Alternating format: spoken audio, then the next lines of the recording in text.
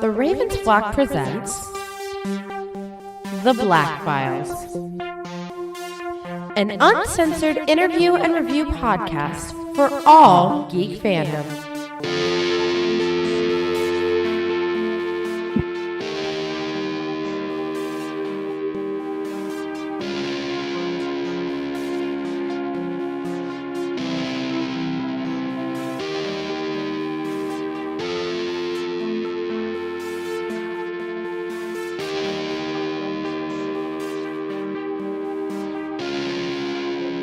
Nice. Absolutely. Welcome everybody here on the first Wednesday of the month of June. It is awesome. Happy to be here. And also, yeah, I know. Well, it's sweltering, but it's also awesome because, hey, man, we didn't bring this up on Saturday, but hey, happy Pride Month to everyone. Yeah, no, Angel gave us the first Pride Month welcome/debut on the beginning of Los Amigos Play, so we got it covered, Azaid, no sweat. I'm your host. What can I say? It's my favorite deadly scene.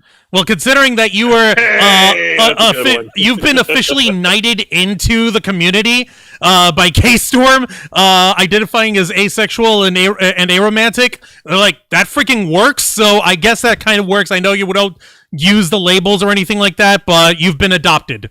So, I'm sorry, there's no choice. We have custody of you. There's no way out. I am not paying more taxes for this crap. Who said anything about paying more taxes? You were just adopted, that's it. That's all. That's all it is, right? Ain't nothing. There's no extra obligation. There's no purchase necessary, right? Hello, Mr. Arouse. I am with the IRS. We'd like to speak with you about your recent adoption papers. I see. Well, that is an interesting subject, and I'd be happy to. And the tax collect. I was gonna say the tax collector's got a freaking 45 millimeter right behind him. Your greatest mistake was not forgetting that there's nothing more gay in the world than taxes. I was gonna say if you had a gun, I thought his greatest mistake was thinking he could outrun a bullet. That's because the bullets are also tax deductible. Sorry, fam. Is it gone? Is the tax man gone? No worries. He went off to Gotham City. There was some fellow called the Joker who apparently got really rich recently, and, well, you know, that's how the government operates. Yeah, $250 million. I heard about that guy. Congratulations to him. I sincerely hope that nothing bad happens to Joker and his millions. I'm your host, folks, Juan Arouse, one of the heads of the Ravens Flock, the tech guru of the team. As you can see, I am a man who does not like to be visited by the IRS. Ever. Binky boy. And joining us tonight are our usual suspects and our two special guests here tonight. First off, let's say hello to the man who put the fear of God back in me.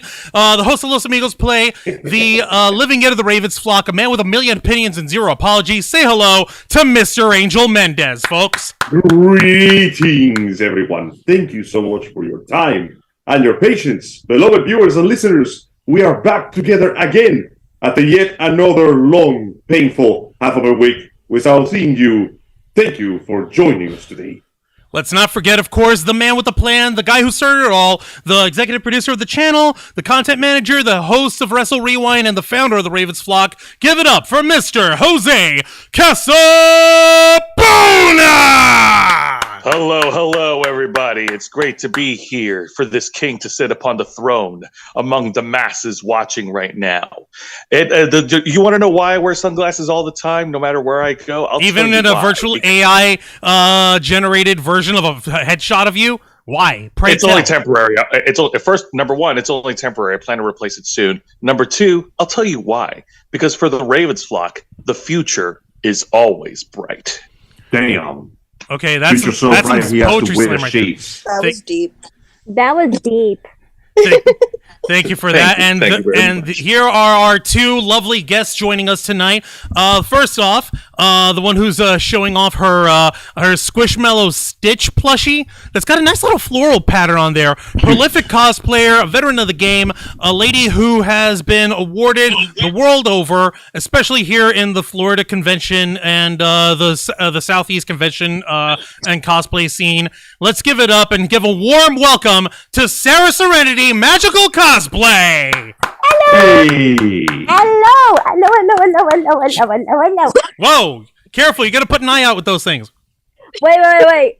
I've been redecorating my room because depression fucking sucks, but look what I have up behind me. I wonder if she's a fan of Norman Reedus. Never that. I don't think she knows who she Does is. he enjoy the journey of his funky fetus? Oh, she would like to bear a funky fetus from him, apparently. Sorry, Hideo Kojima has already taken over that place. That's his Man, wife I now. like Norman Reedus. My favorite part is when he blew up in Blade 2. Oh my god. I forgot he did. I fucking love Norman Reedus. Angel, you remember when he exploded in Blade 2? He blew up pretty good. He's pretty good at exploding. I didn't realize that we had Terminator Dracula as a host. Well, as far as that goes, actually, I'm the host. Jose's the head of the channel. I'm the host of this program. There's a difference there. And let's not forget, of course, our second lovely guest over here, another excellent cosplayer in the Florida cosplay community here. Let's give a warm welcome to Psychotic Beauty Cosplay, folks. Hey! Hi guys, I'm so good to be back. Yay. Welcome. It's been quite some time. It has been. We appreciate. I had a lot of things happen in the last 2 months since I talked to you guys. I moved, got engaged, and got pregnant. Yay! Congratulations. Congratulations. Let's go ahead and everybody in the chat on the YouTube stream and our Twitch stream, let's go ahead and give Psychotic Beauty Cosplay a big round of applause. She is expecting, her and her fiance are going to be having a baby sometime around January. Did I get that right? Actually, Does that mean that she's now Psychotic Mom's? Mom's Play? Oh my god! So you have no idea. I have so many cosplays, but the first, okay, so I'm a huge anime fan, Dragon Ball. We think it's a boy. Everyone keeps telling me it's a boy, and I think it's a boy. So if it's a boy, his first cosplay is going to be Baby Trunks. Oh no! Because I do Bulma already. I also do Chi Chi because I have bangs and it's easier for me to just wax my hair. But yeah, it's actually December. So they said January, but then we went to when we got checked out again. And I told him apparently the baby's measure small in my family is because of long health things I don't need to get into. But I'm currently 12 weeks at the end of my first trimester, and he or she will be here actually the week of Christmas. Oh snap! It's a Christmas baby. Hot damn! It's a Christmas baby. Congratulations! Congratulations! Holy crap! I'm so excited. That is phenomenal. Jose, before we continue, before we go any further, Jose, do us a favor and go ahead and take care of the housekeeping here. Let people know our usual I'll go ahead and begin. I'll go ahead and begin. And much like all our other shows on this channel, we are simulcasting on youtube.com/theravensflock and twitch.tv/theravensflock online. Hit the subscribe or the follow button on the bottom right corner of your screen. Click the bell icon to enable notifications on all of our media content. Leave your questions and comments below. We will answer as many as we can while we're live. And if you wish to go above and beyond to support the Ravens Flock, then you can become an inner flocker for $4.99 a month. You will have exclusive access to all the perks that comes with being a member. Juan, tell them. Well, for all the inner flockers we have on our YouTube stream, and I know we've got plenty here, go ahead and show off those lovely membership badges and custom emojis, letting everybody know that you're going the extra mile to support us by spotting us about $4.99 a month. There's no obligation to stick around. We know that life happens, but we appreciate every single one of you guys who continue to keep the subscription on. I want to know which one of those inner flockers is going to become the first one to reach the 4-year mark. So we got about 3 years to go, and who's going to receive the golden flock membership badge next to their name. We also get access. They have been with us for so long. Thank you. I know. It's amazing. We appreciate your continued commitment. Exactly. You could be a golden little plague doctor. Yay. The plague Because I doctor's got the golden ticket. Oh God, no, not the golden ticket. No, run. I got Jordan. Come with me, and you'll be in a world of OSHA violations. Oh my god. Oh. Listen, they Willy signed the Wonka's waiver, factory- the rest is not my problem. Willy Wonka's factory was a nightmare house. It was a They fun house. signed the waiver. Y'all can The hear fine me fine, print right? specifically says we don't get sued if you do something stupid and karmically appropriate for the punishment that will teach you a lesson in the future. Or something Oh like my that. goodness. See, there you go. You also, folks. As the Also, kids to answer your say question, these yes, days, we can fuck hear you around just and find fine. out. Exactly what she said. Exactly. Y'all can hear me fine, right? Yes, we can hear you just fine, Sarah. Okay. Folks, you also get access to members first and members only content, a special discount to our merch store, link in the description below, and you also get access to us, the Ravens Flock, your favorite Motley Crue nerds, here to make your voice our mission by providing us your input, your feedback, your thoughts, your ideas on how we can improve this channel and helping us shape the future of this channel by letting us know a little bit more about what you want to hear. Speaking of which, I want to go ahead and say hello to everybody on the YouTube stream right now. First off, we have Nikki Bella holding it down for our mod squad. Thank you, Nikki Bella. We have someone by Viper D V-Man, who's actually Y2V Cosplay. Excellent. Whoa. Hello there. Glad to see you on the show. Planet Q's Queen, who, by the way, is celebrating having been an inner flocker for 6 months. Thank you so much for that. Darn. They're saying, hi, boys, listening and typing at the same time. LOL. Rest in peace, Sheiky baby. Yes, the Iron Sheik passed away today. That's Yeah, right. I saw that. I got depressed. I'm like, absolutely the hell not. Why At the ripe young age of 81. He was still too young. He was still too He young. had so many asses to kick, and so many candles to clutch, and so many times to call Hulk Hogan an asshole. That's true. So many F-bombs to drop on Twitter. We also have our favorite contrarian, Boonda, is in the chat. I know that he's actually quite sad about the passing of the Iron Sheik. Even he's got respect for him. Lisa Boo is in the chat. Hey, up there, Lisa Boo. Thank you for joining us. Let's see here. Boonda, PLQ. Okay, MXWOTW is here, which, by the way, is a friend of the Ravens Flock, Harris Cosplay. How's it going there, Harris? Oh, Good Harris.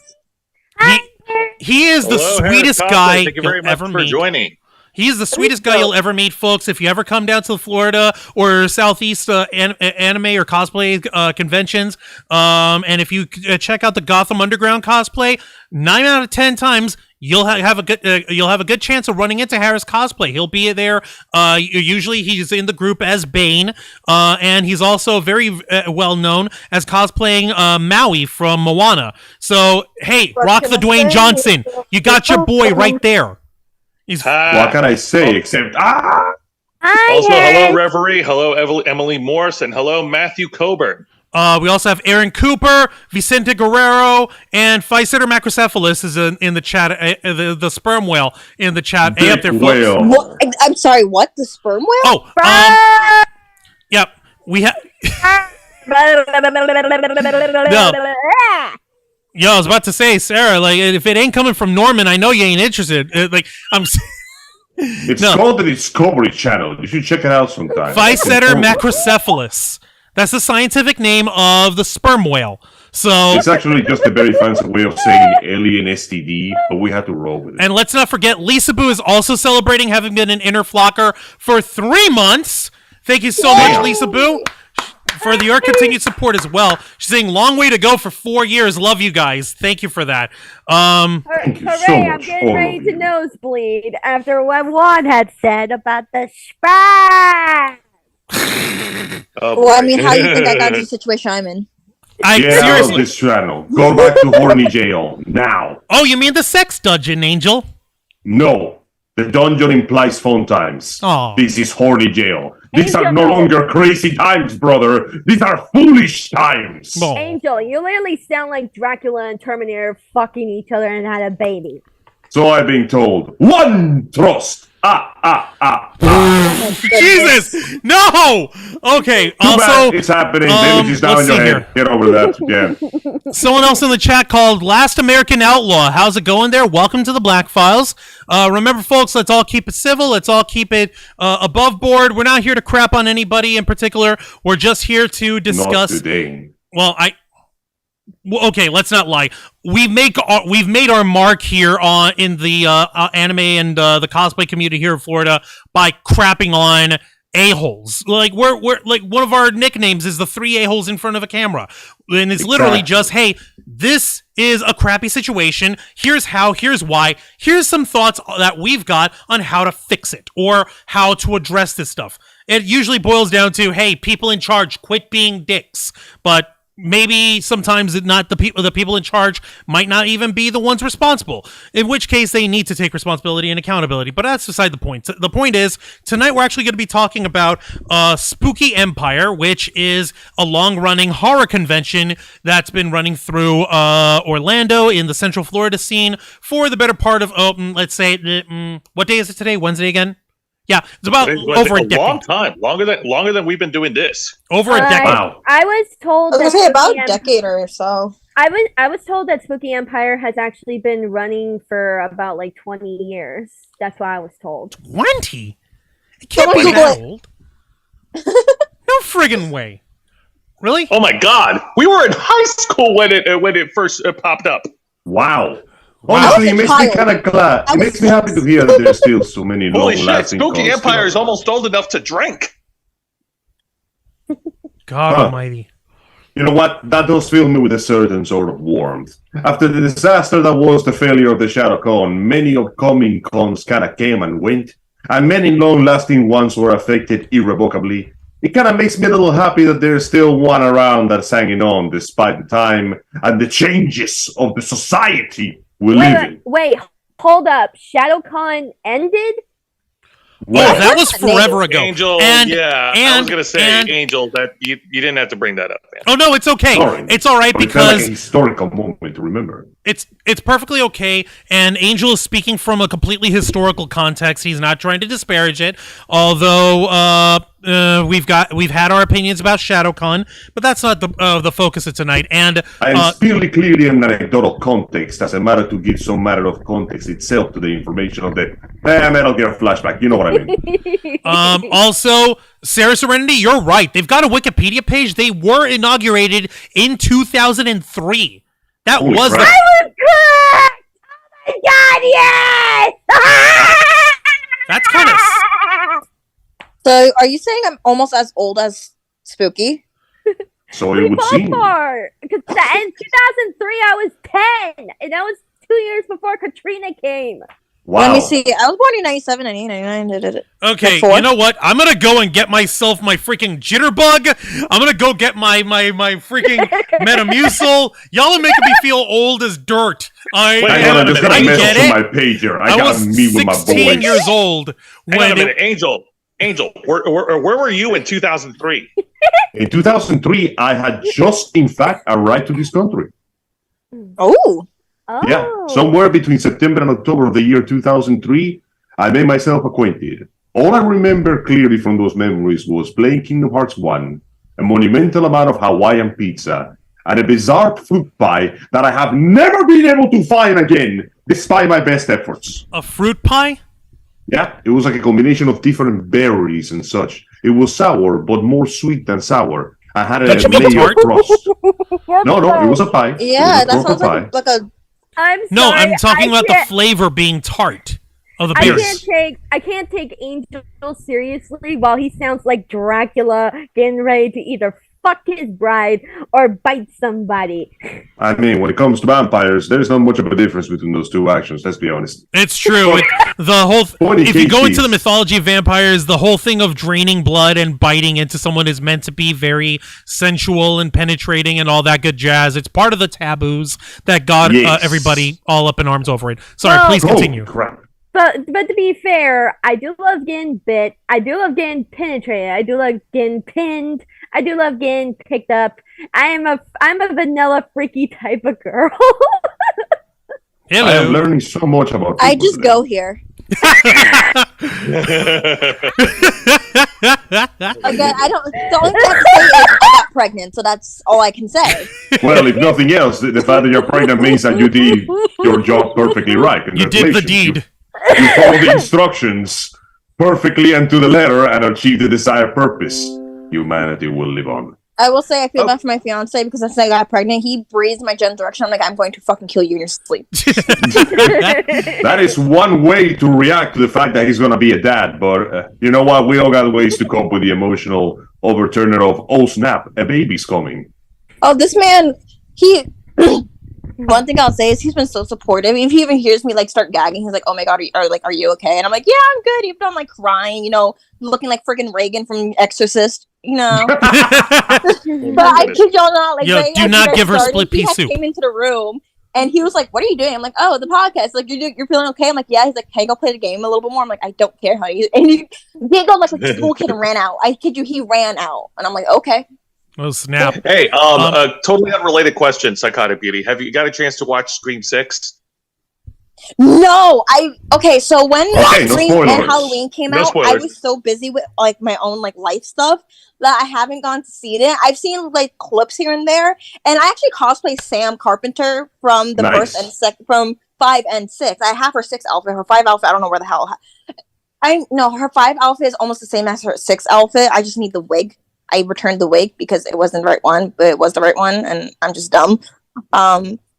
But yeah, I need to see it. I love Sydney. When I met Sydney, you can ask Sarah. I was sobbing. We both Nev Campbell. have Reading met her, like Sydney. I was like literally tears. I like was hyper. I almost died meeting my hero. I love Neve Campbell, so I would die for that woman. Is it Oh, Neve by the or way- Nev? I think it's Nev. It's I Neve. entertained it It's a lot. Neve. It's I thought it was Neve. Nev. No. It's Neve Campbell. Everyone pronounces it differently. Also, my kitty is behind me. Adorable. Baby. We got fur babies. dogs. All right, I let me ended up see. kind of getting a pit bull in the No. process of getting with my fiance. Now, real quick, I do want to address the chat real quick over here. Last American Outlaw was saying, I'm actually good, guys. I'm relieved. Honestly, my brother is coming home from his last tour in the Marines, so my brother's being discharged after 10 years of service. Thank you so much Thank to your you. brother. Oh my We God. appreciate that. Congratulations. Thank you to your brother for his service, And and I thank do you for your sincerely brother hope for that his he makes service. it back in one Yeah. piece. Appreciate that. Speaking. Thank you very much. V2K cosplay was in the Air Force themselves. So hot damn. Harris cosplay. He's saying, "Yep, we're old Juan." That was sexy. Here's me. Let me see here. Yeah. But not obsolete. They're also saying Y2V is saying they're attending their first Comic-Con in Tokyo. Yo, Wow. we're gonna be. Wow. The Ravens flock is gonna go to Tokyo in 2025 for the Star Wars celebration. There, we're gonna be there for a whole week. So Everyone's going Yes, to we Tokyo, are, and but- I'm just here. But it's It going to be would- awesome. But let's actually, I but want let's, to go to Tokyo. I want to go Yeah. to Tokyo with Norman I wanna and go- Tom at the same time. I want to easy, go Right, easy. so- because All I right, so let's love get back on. Sanrio, and I want to go So to on Hello the subject Kitty of theme park cons and they have. expos, let's actually get back onto Spooky Empire, folks. yes, Oh, please. Oh, right. Um, Sorry. Let's see. And actually, Harris is saying he's got to bounce. You'll hear the news later. We'll check you later, Yeah. then, Well, Harris. I'll monitor the chat. Okay. All right, nope, no worries. I was just double checking everything, and Emily Morse is actually suggesting, Angel, if that pastry that you had, if it was a rhubarb. No, I had rhubarb before, more sweet than tart, not quite the right touch. I know for a fact that it had to do with berries. But All right. like I said, I've been looking. All I remember is that I think they sold it at Publix. Well, in that case, I'll help you hunt it down, dude. Thanks, One way or Sam. another. Okay, so getting on topic, getting on track, like Azae's trying to get us to do. Where we got to actually focus in on what's up with Spooky Empire. Now, Spooky Empire, we mentioned, has been going on for 20 years now.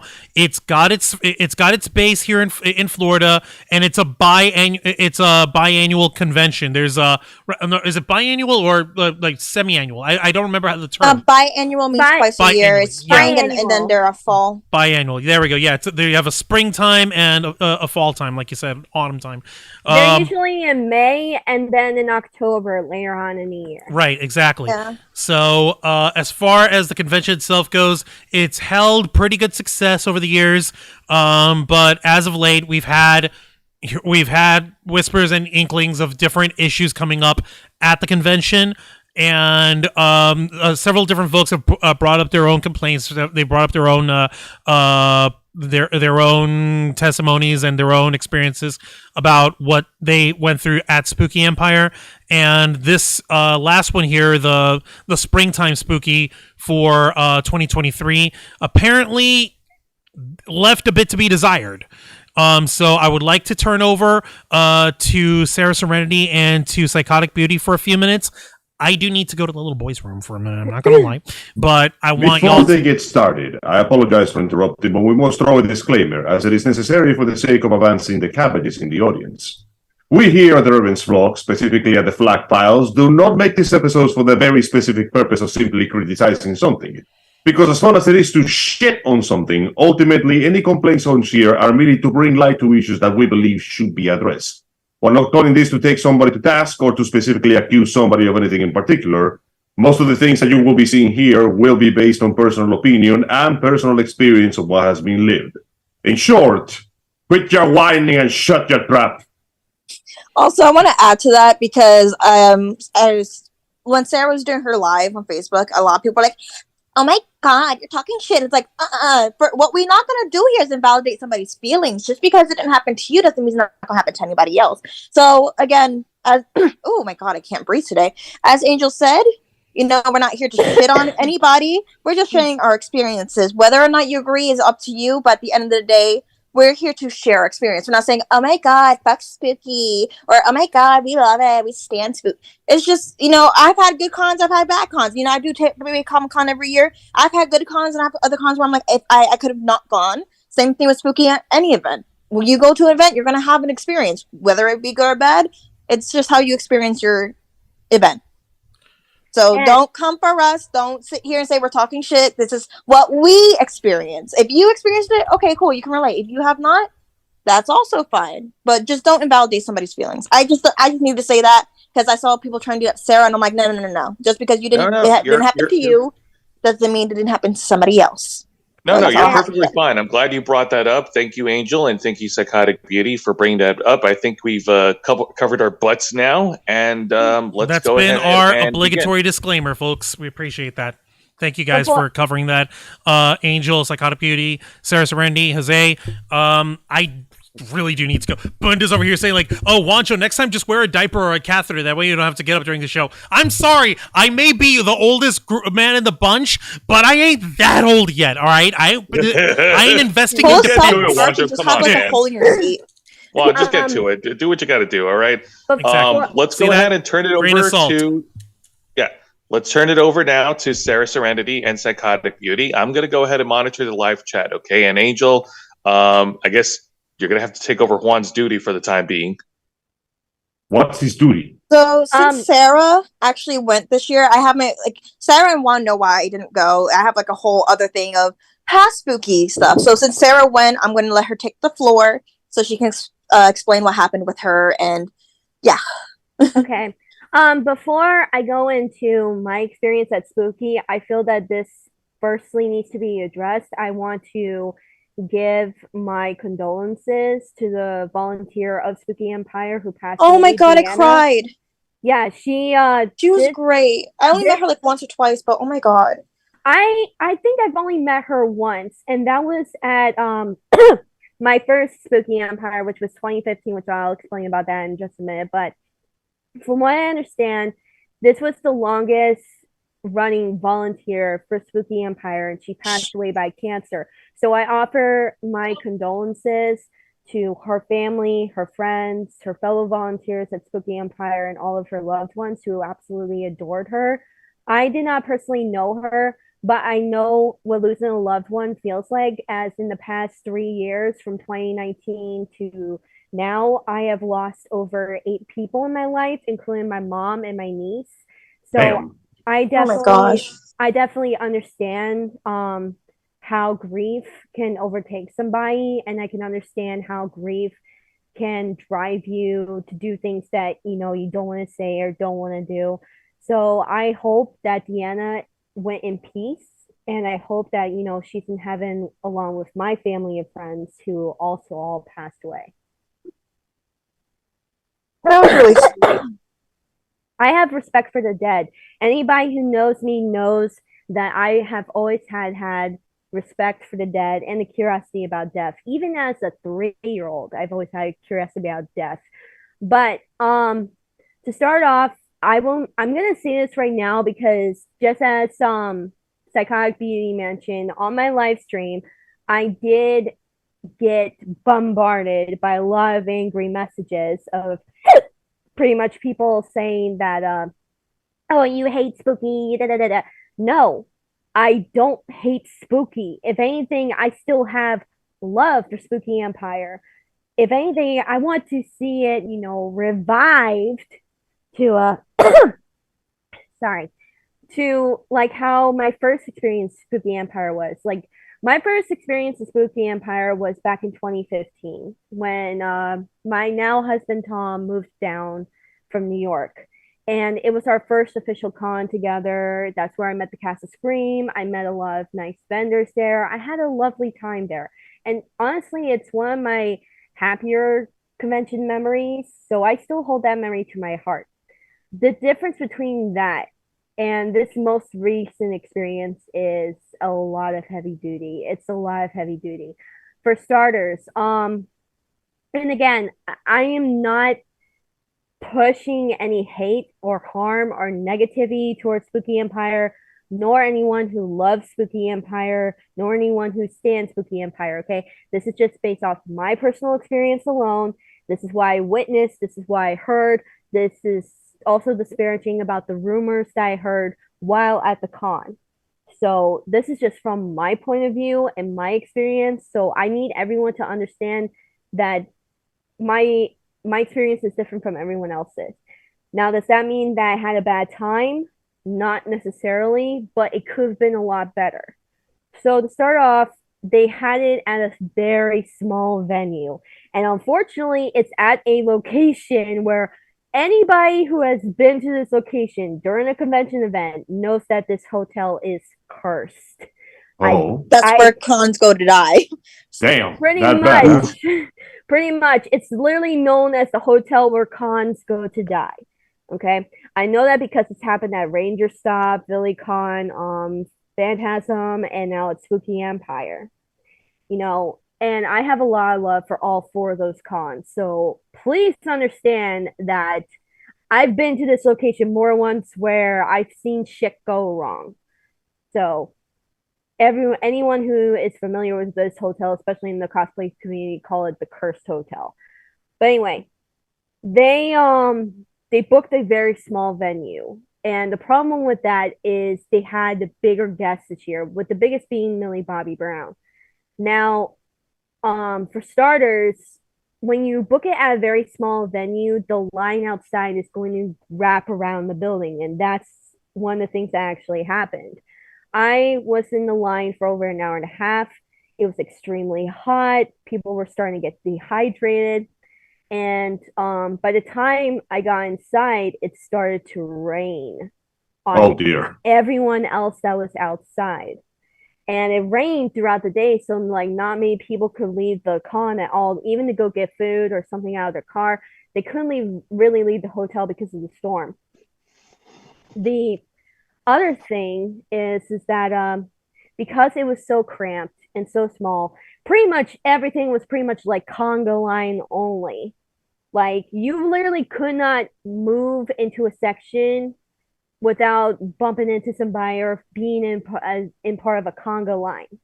Like that's one problem. While I was walking around, I saw people laying on the floor against the wall, sitting against the wall. People looked dehydrated. They looked tired. They looked pale. I heard complaints about people being really thirsty, and even I was getting thirsty throughout the con. But it was hard to find any form of water jugs because of just how crowded and crushed it was. You couldn't really get much access to food or water because it was hard to see throughout the crowd. Another thing that I had to deal with was there was like some very snarky, rude vendors this year. Like not all the vendors were bad. Like I knew some of the vendors there were actually my customers at my job, and they were very, very kind. The ones that were very snarky and rude were mostly doing it towards people that looked like they were about to drop to the floor because of pain. And because of the fact that I was mainly on my feet throughout the entire time I was there, like you would be lucky if you found a place against the wall to sit. Christ, that crowded, huh? It was very much that crowded. Like, let me put it this way.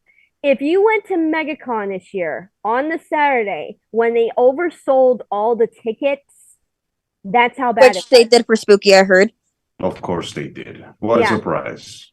And that's another problem right there. When you sell tickets to an event that's already going to be very crushed, very crowded, and you're making it extra crowded, you're depleting the air conditioning, making it hotter. You're making it hard for people to move or breathe. And especially if they're standing long periods of time, they're going to collapse. And unfortunately, in my experience, I did collapse about 4 times throughout the day.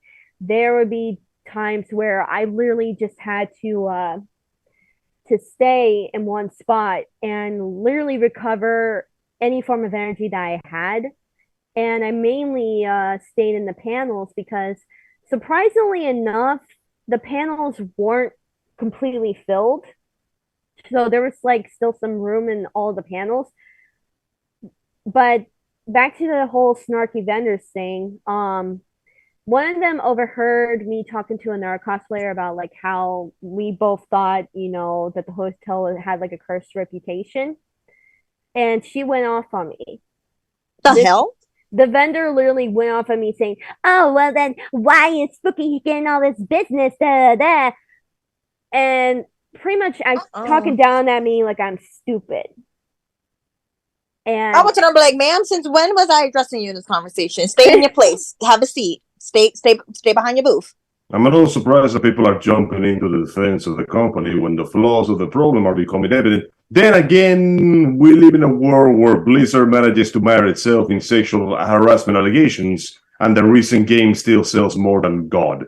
And so, I have a story for you guys. Well, wait. Hang on. I gotta finish talking about my experience. Yeah, no, I was like, oh, girl, go ahead. Yeah, go right ahead. Go ahead, Sarah. Sorry. But yeah, no, I definitely see where y'all are coming from. And this woman, honestly, she was one of the Funko Pop vendors.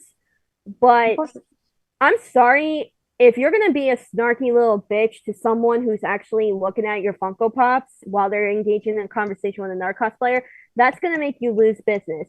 And I'm sorry, but no one's gonna pay $2,300 for a fucking Funko Pop. Excuse me, how much? $2,300. No. No. No. Like, I'm not even joking. This woman literally had the balls to put $2,300 on this one particular Funko Pop because apparently only like maybe 500 was made or whatnot.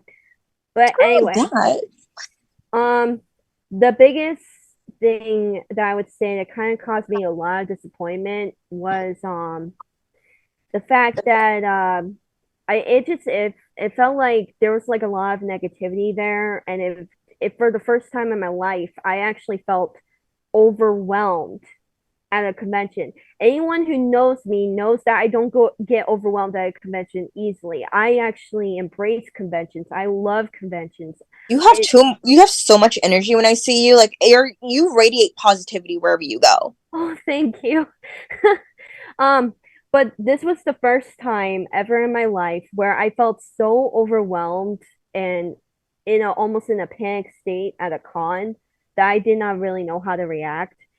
But not only that, but I would say my biggest disappointment was the fact that this year it was almost impossible to see Millie Bobby Brown without buying a separate ticket, for photo ops, for autographs, even to see her panel. I got lucky and saw the last 10 minutes of her panel, and they had a line of people doing Q&A. Well, my friend Matt was the last person that got to answer a question, which, good for him. He's a good guy, and he freaked Millie Bobby Brown out with his cosplay from I think it was season 3 or 4 of Stranger Things. Nice. And he did a really good job on it. But there was a woman in front of me that was getting ready to take the microphone and cause a big scene because they bought tickets to the panel, and she was like, "I bought this ticket for you. You are going to get your question answered." Literally acting entitled as fuck. And what Karen bullshit is this? What the hell's going on? Entitlement. But the convention itself did not really start to disperse or die down until like around like I would say maybe 4 o'clock. That was when people started to actually leave the convention as a whole, and that's when more people started to have room to sit down. They were able to find like a water fountain, but the food was gone. Like the hotel took the food, Yeah. the vending food away.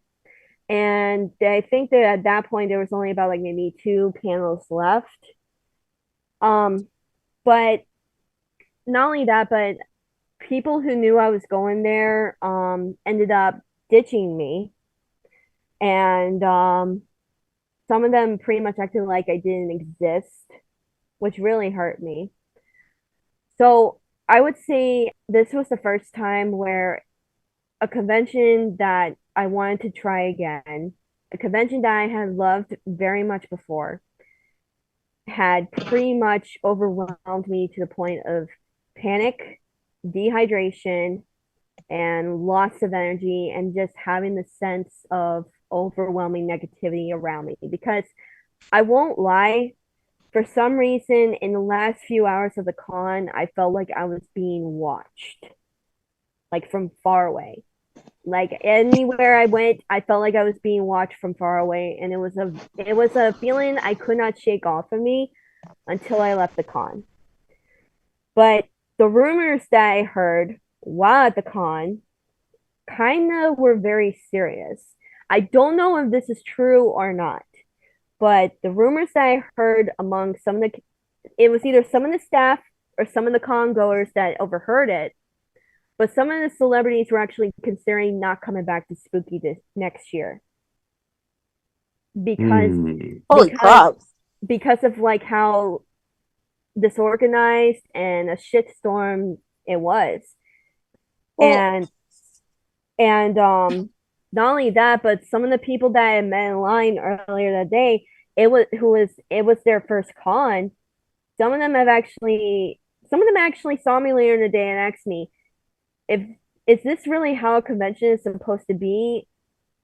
And I asked them, how you mean? And they said, just people picking fights, people getting into arguments, and people making kids cry. Like that's literally what was asked of me. Damn. And I told them, like, look, I don't know if today was a good day for a con. I mean, I definitely felt overwhelmed by it, and it's the first time ever that I felt overwhelmed by a con. But I told them not all cons are going to be like this. You know, don't let like this one particular experience ruin your future wants of going to other cons.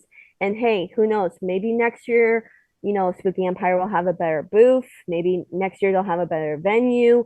Prices will go down. You know, I was giving them some form of hope and inspiration, you know, to want to try Spooky Empire again. Like, I would love to be able to give Spooky Empire another try, but some things have got to change. Some things have got to be improved on. And I feel like this genuinely needs to be heard from other people's experiences. Like, don't get me wrong, I met some incredible people at I almost said MegaCon, Spooky Empire. I met some people who actually wanted to take interest in my fan film. I met some of the celebrities who were just incredibly good, incredibly kind.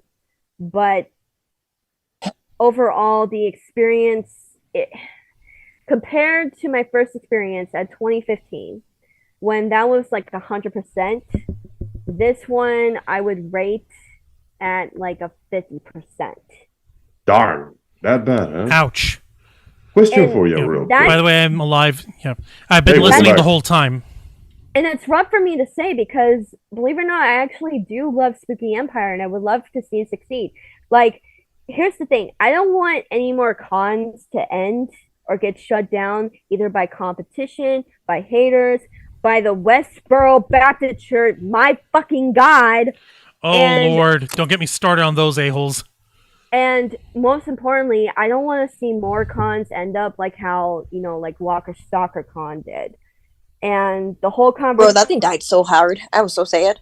Only went one. And to pretty much let everyone know about that, I've only been to Walker Stalker Con only once, and that was in 2018, a month after I got out of the hospital. But the reason why it died so quickly is because one, the owners got very greedy. Two, they did not listen to the con goers. Three, they did not pay their celeb guests, and apparently they started treating them like piggy banks or property. Four, they did not listen to the complaints. And five, they weren't honest about the stuff that they were hosting. That's why Waka Stalker Con ended the way that it did, and it was bought out by another company. I don't know what the new con is now that took over Waka Stalker Con, but what I'm saying is that I don't want to see more conventions fall into the line of that failure of a category. Because also, to add to Walker Stalker, the 1 year I went, there was some dude being a fucking dickhead to me, and he like be a dickhead to me, but then he gave my cousin attitude. I'm like, first the fuck of all, like, what you're saying, you didn't explain shit. And so the staff there was fucking rude. Like, bro, it was unnecessary. Yeah, and I agree. The best way to make a con survive and strive and grow and go to greater lengths of a generation is to actively take care of their staff, to treat their guests fairly, have a reasonable, good price, have good events that are available to everyone, not just people who have to pay, but like free events as a whole. And most of all, treat everybody kindly. You know, keep in mind about like what could happen if your convention gets so overwhelmed that people are crowded and they feel like they can't breathe.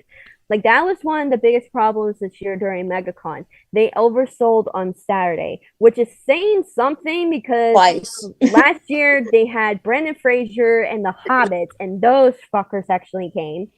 And that made it crowded enough. This year, on the other hand, became even more excessive and even more crowded. Tom had to actually leave the con multiple times because he was getting so overwhelmed easily. And he's an introvert. He only goes to the cons because of me.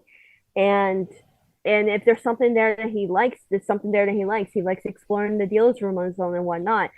But he became so overwhelmed that he had to literally go outside of the convention center because he literally felt like he couldn't breathe. And it's really hard to see like conventions, you know, struggle like that.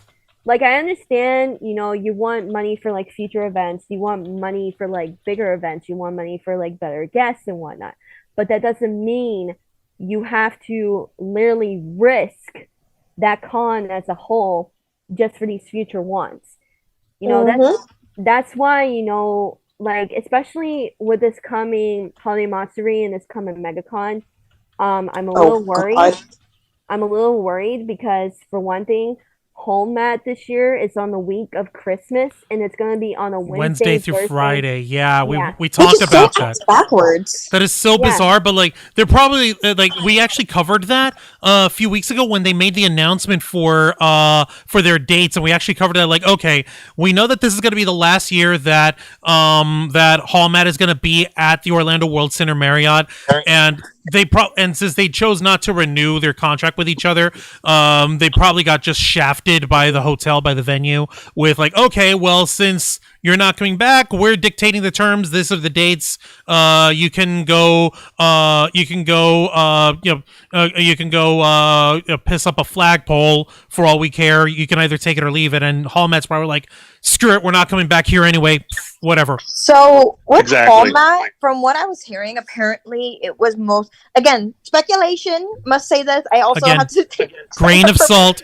I have the little salt packet over here. Little salt packet. So I will say one thing. I absolutely love the World Center Marriott, and I'm not just saying that because I work for Marriott, but Marriott's fucking great. Oh yeah, no, it's one of my favorite venues.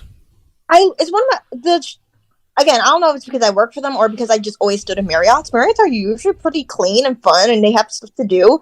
Apparently, a lot of people were saying it's Marriott not wanting to do anything with Hall Mat because I guess the lobby parties, apparently half the rooms are rented out, but not a lot of people attend the con, if that makes sense. Like a portion do, but people go to the lobby con, which honestly, Hall Mat at the World Center Marriott is one of those cons. Unless you're going to the vendor hall, the game room, or in any panels, you don't need a ticket. You can literally do the con without a ticket, which is what I did one year. I'm like, I'm not spending that money to do nothing because everything's crowded, so I fucked off for a couple hours, and it was great.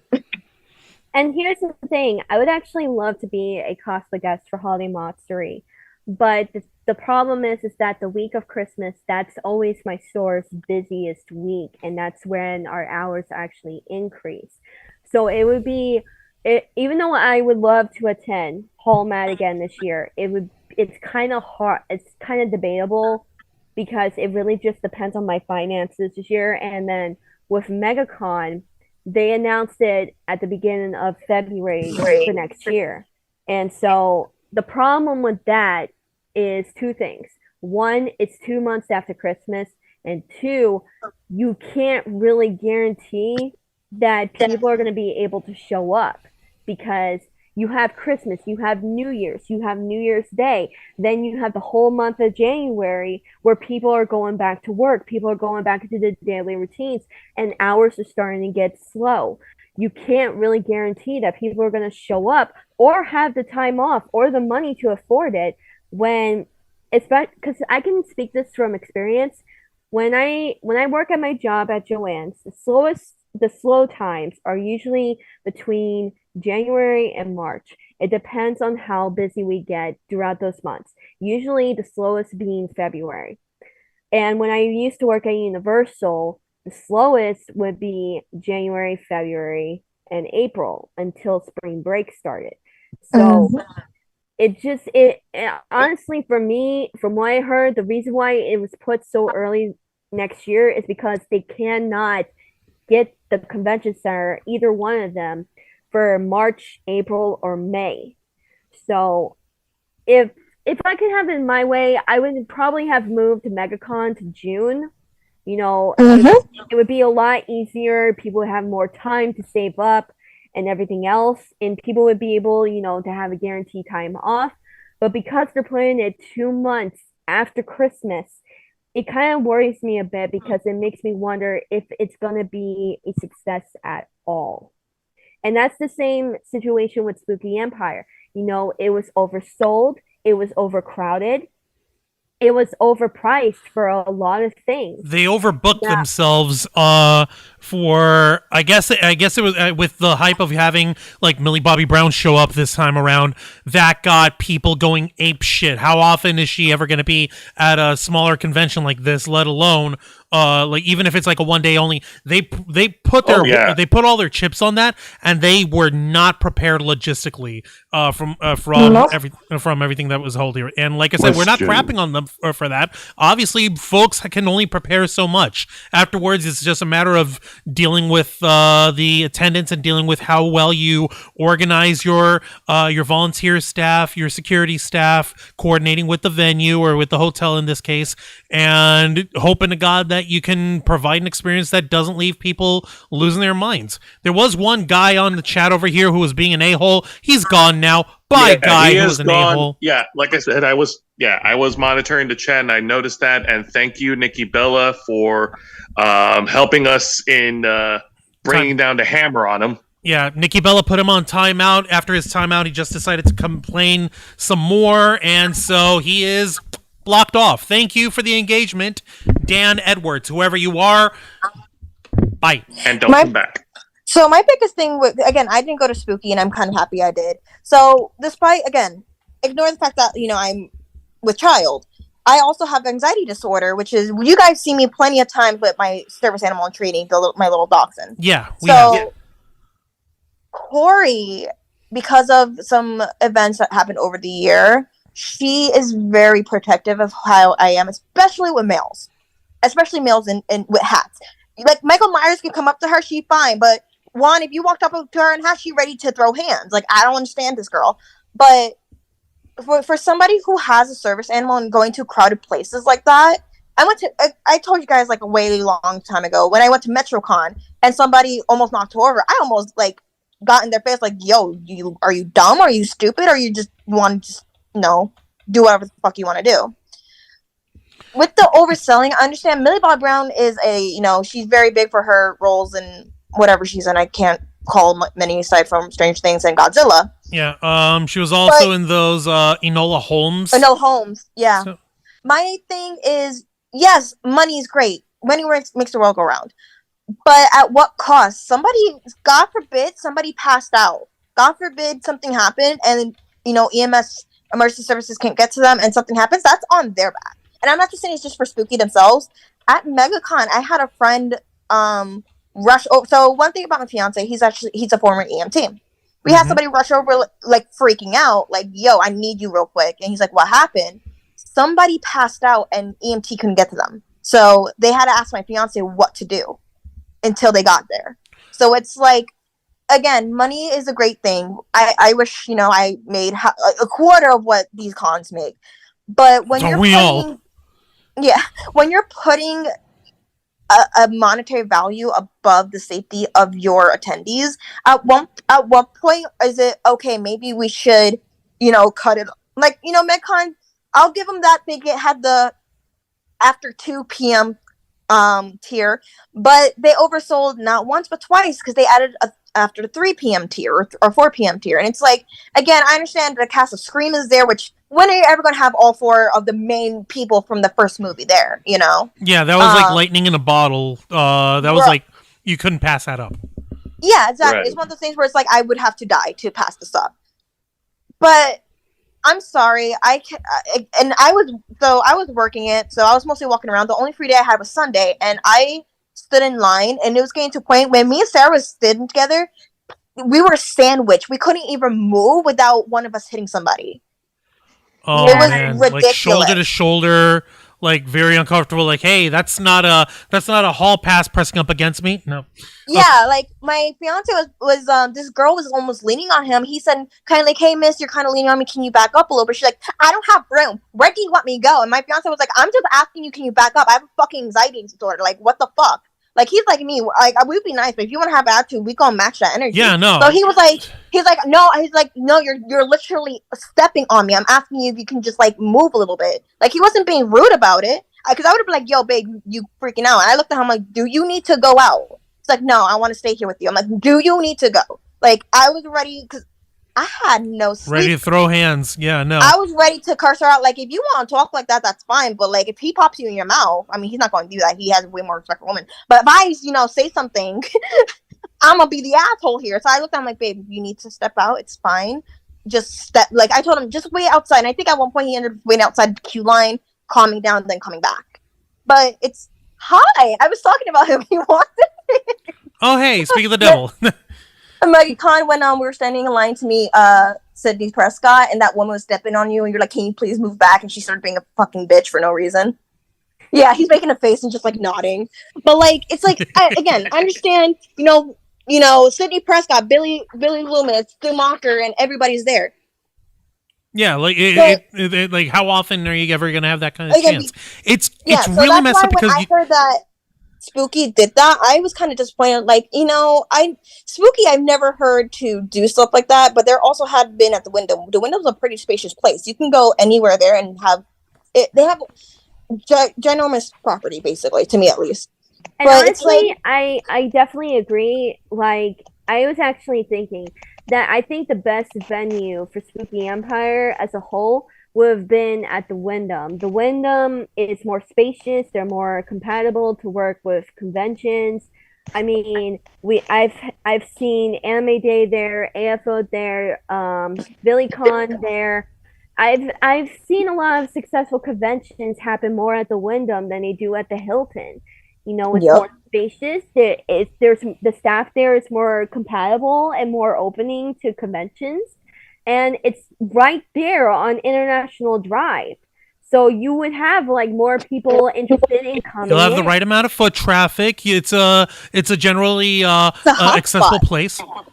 Yeah, Fisetter is saying that you're right, Sarah Serenity. So they're agreeing with you.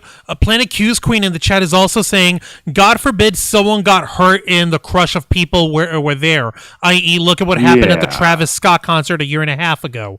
So yeah, no, right. It's and V2K and Viper V-Man said the parking at the Wyndham is much better than any other hotel con that they've been in the last 4 years. There is something bizarre about this kind of phenomena that I genuinely did not understand very well. You two know about this more than I do. Tell me, Has Spooky Empire still operated during the years 2020 to 22, when the COVID was in full bullshit swing? COVID, they didn't do it that year, but the year after, I know they did. Also, I'm going to have to hop off. Me and Francis have to go, but he has to get up in the morning, and I do too. But Juan does have literally a voice notes of my experience. So, yeah. But I'll just say for mine right before I go, the reason why I kind of am iffy about Spooky is because I had a situation. I'm a very loud person. If you're not going to leave me alone, I'm going to make you leave me alone. I tried to go into the nice route. I ended up having to be a bitch. And let's just say apparently the person that I had issues with is friends of people. And long story short, apparently people at Spooky was not excited about the fact that I kind of blew it up. Because when you're harassing me, this person leaves me alone. This is not me bashing them. This is me just concising everything into a 2-minute spiel. I didn't feel safe going. My other friends, I've had other friends that are like, yeah, we have issues with volunteers to the point where they make them feel uncomfortable. Most of the volunteers are very nice. The volunteers they told me about, I'm like, I've seen them around, and I think I believe I know who they are. But it's just the vibe with Spooky sometimes. It's like, I understand we're here to have a good time, but again, for me, a big thing with cons is safety. And apparently the person I had an issue with was reported several times over the years for misconduct. I'll just say that. And to know that apparently the people were just letting it slide bothered me. And then the fact that my friends were like, yeah, no, kind of got... My friends that told me this are the people who are there close to the inner people. So it's like, if it came from like, you know, Sally Mae down the street, I would be like, whatever, cool, you're just starting shit. But when it came from them, and they're like, no, we're serious, please be careful, like, talking about this person, they were like, you could get into trouble. And I'm like, why? For defending myself and several other people that have experienced this. Again, this is not me bashing said person. I'm not saying names. I'm not going to go into what happened. If you know, you know. If you don't, you don't. But basically, just to know that I have people that dislike me just because I stood up for myself bothers me. And again, I was planning on going without my fiance. After he found out what happened, and I kind of told him like why I was uncomfortable, he was like, "You're not fucking going when you're pregnant and by yourself." Because, again, love Spooky. Spooky has nothing to do with what I'm about to say next. Spooky's also been a hotspot for drama lately in the horror community.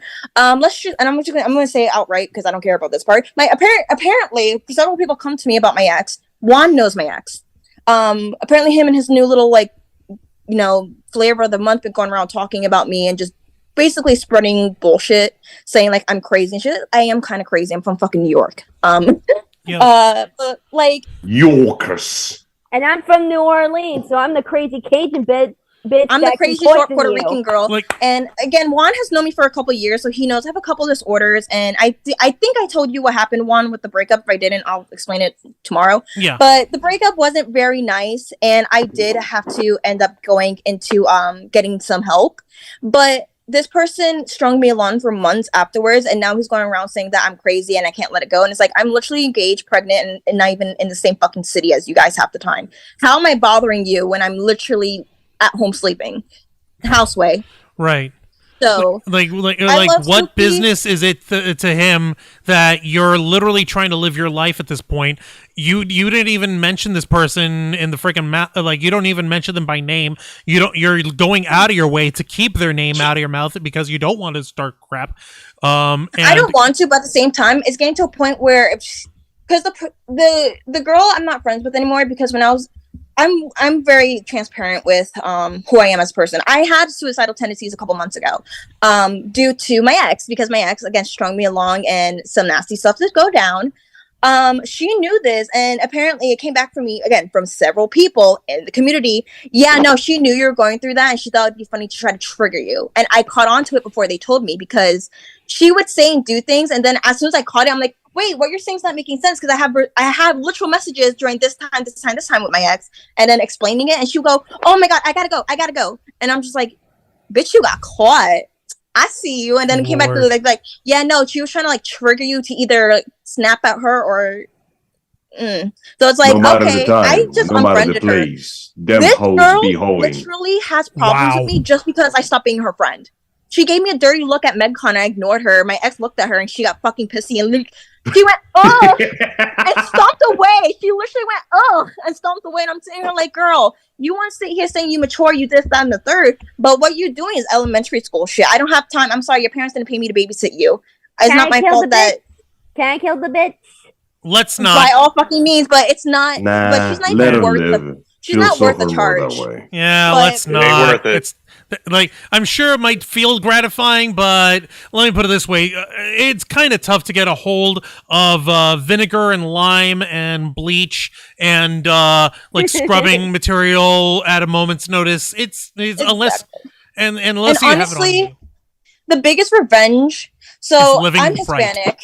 And I know you are of Hispanic descent as well. So there's this one song from this older artist called La India called Mi Mayor Venganza, and that roughly translates to My Biggest Revenge. And in it, basically, she talks about, yeah, you might have him, but my biggest revenge is him loving you because he will never love you. He will always love somebody else. Oh yeah, I remember that song. So My grandma loved that shit. I fucking love it. But that's why every time I see her and she's trying to like, act like her and my ex, or it's like, honey, he doesn't claim you. He literally doesn't even talk about you. I brought up like, oh yeah, because he was like, oh yeah, congrats on your relationship. I'm like, oh yeah, you too. He's like, I'm not with anybody. But yeah, he's running around like holding her hand, and they're like, oh, I'm like, y'all look so dumb. Like that's why I'm like, I'm not gonna speak on it. But I already told my friends and my fiance Panda. The next time they say some slick shit, I'm not holding back, because at this point you're bullying me for what reason? Because you're mad. I'm sorry that mommy and daddy didn't give you enough fucking attention that you have to try to get from me. Because I tried being your friend. I tried being both of their friends. And they might as well have spat in my face. So you know what? I'm going to let karma get you. My biggest revenge is you guys being together, because you guys will never love each other the way that somebody should be loved. So you guys can take care of each other. I'm going to be all happy getting married this October, having a baby in December. So while you're off playing house, I'm going to actually be raising a family. By the way, if I may... Emery, I just want to say this right now. If you ever need backup, please call me up. Girl, you know I got you. Like, now, Angel, if I may jump back something? briefly to my previous question, because at 11:30, I myself gotta head out due to work. Yeah, there's one thing that honestly baffles me about this entire shenanigans. For the years 220 to 222, all right, well, I'm head out. I'm sorry, guys. Bye. Good night. All right, yo, take care. Good night. Psychotic Beauty, thank you for joining us. We'll Thank see you you very around, much. okay? Of Thank you course, very see much. Guys.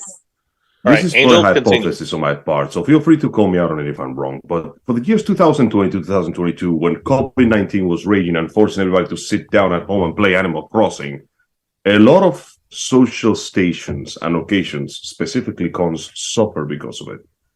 It strikes me that to the years when they finally lifted the restrictions, many of these events are trying to, for lack of a better term, overcompensate for almost 2 years worth of loss of revenue, especially for events like this particular con. Scary what? What is it called again? Spooky Empire. Spooky Empire, which, as you said, works twice a year. Do you feel that this overcrowding and overstuffing of the most narrow location to squeeze as much money as possible may have to do with them trying to essentially recoup their costs because of a forced 2-year loss? Because this is what it feels like to me. Honestly, I can't lie. I thought about the same thing, especially considering the bigger conventions across the country. Like, not just Spooky Empire and MegaCon. I'm also talking about, like, New York Comic Con, San Diego Comic Con, Tampa Dragon Bay Con. Comic Con, Dragon Con, Atlanta Comic Con. You know, a lot of conventions that unfortunately could not happen between 2020 and 2022. I feel like at this point, they're probably trying to get as much revenue as they can, so that way they can continue the convention on as a whole. Because I know that Bless you. thank you. I know that in my experience, when I was set up to get fired by Universal, by the company favorite, fuck you, Kayla. At the end of 2019, it took me about 10 months to actually have a job again and be able to make that revenue again. And I had that fear of, just always being broke and not being able to afford anything. I feel like if these cons did oversell for a particular busy day, they probably want to be able to make back that revenue that they lost for about a year or two. That way they could bring more people in, more events in. Because what I've noticed is that in the past 2 years, especially, prices have gone up on a lot of things. Like not just at conventions, at stores, like for clothes, for food, for meds, everything. And life is getting to be expensive just to live as a whole. Like the dead have a better life than the living, though. So eventually, I feel like people just really need to think things through and be more organized. Like what probably happened was they had all these planned events between 2020 and 2022. And when they finally made the con happen, they wanted to be like, okay, we couldn't do this during this time. Let's do it all this weekend. Let's get as many people as we can. Let's get as much money as we can. And it ended up being squished. That's what I think ended up happening. Like it actually feels more along the lines of that the conventions, rather than trying to make up for lost revenue, that if the conventions were actually operating properly, that they should have worked more towards taking the ideas that they were going to implement for that year, and building it out and being able to coordinate properly for the following year. I'm pretty sure everyone can understand, while we were all on lockdown due to COVID, the massive amount of like downtime was just brutal to all these conventions, all these events.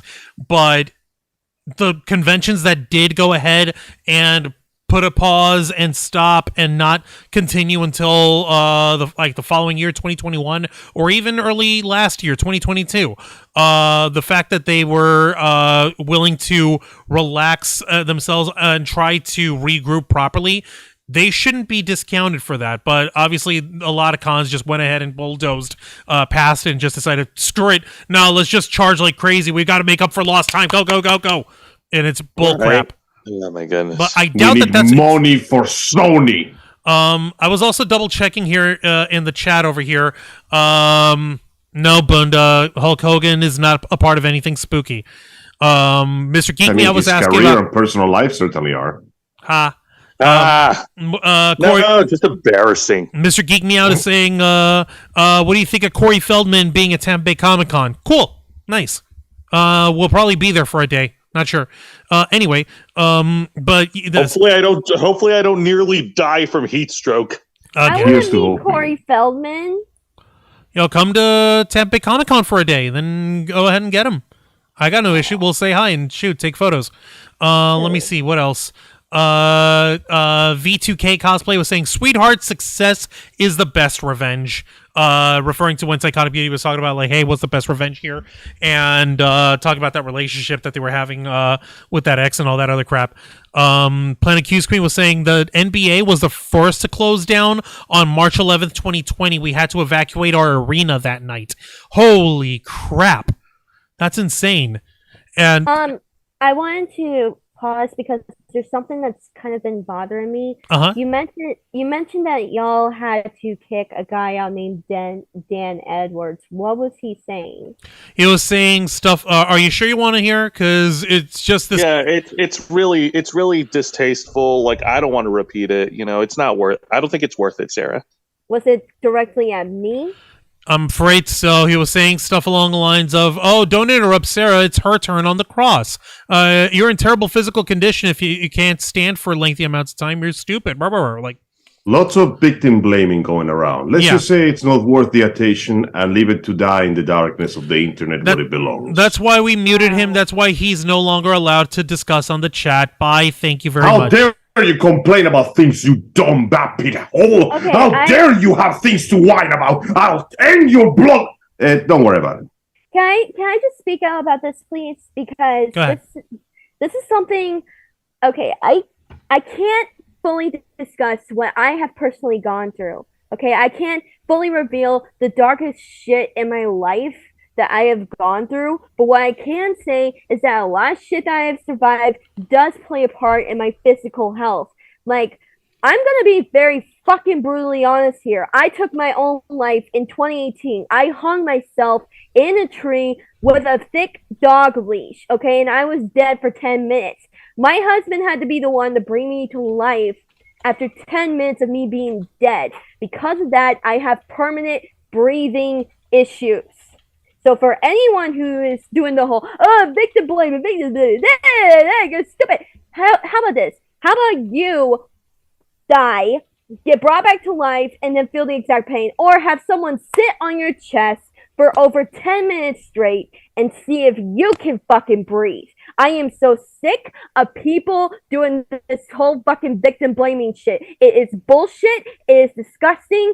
It makes people who have actually gone through severe amount of trauma feel like they are nothing but trash and animals. That is not fair. That is not right. And that is not dignified.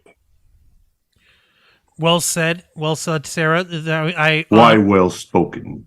Very well spoken. No, I'm actually glad that you're with us here. I really am. And also, hi there, Gene Rick. Welcome to the chat. We appreciate you here. Bunda was also saying, just get one of those neck fans and you'll be fine. We actually have 2 now. So, and it is summertime, so we'll probably need it. As far as overheating going into the conventions. And V2K sending you hugs here, Sarah. They're they're sending hugs out to you, hon. So, listen, yeah, like I said, you don't have to pay attention to that idiot. It's clearly someone who's just trying to get a rise out of you. It's clearly somebody who's just trying to victimize you at your expense just because they have some problem with their own life and they're not satisfied with themselves.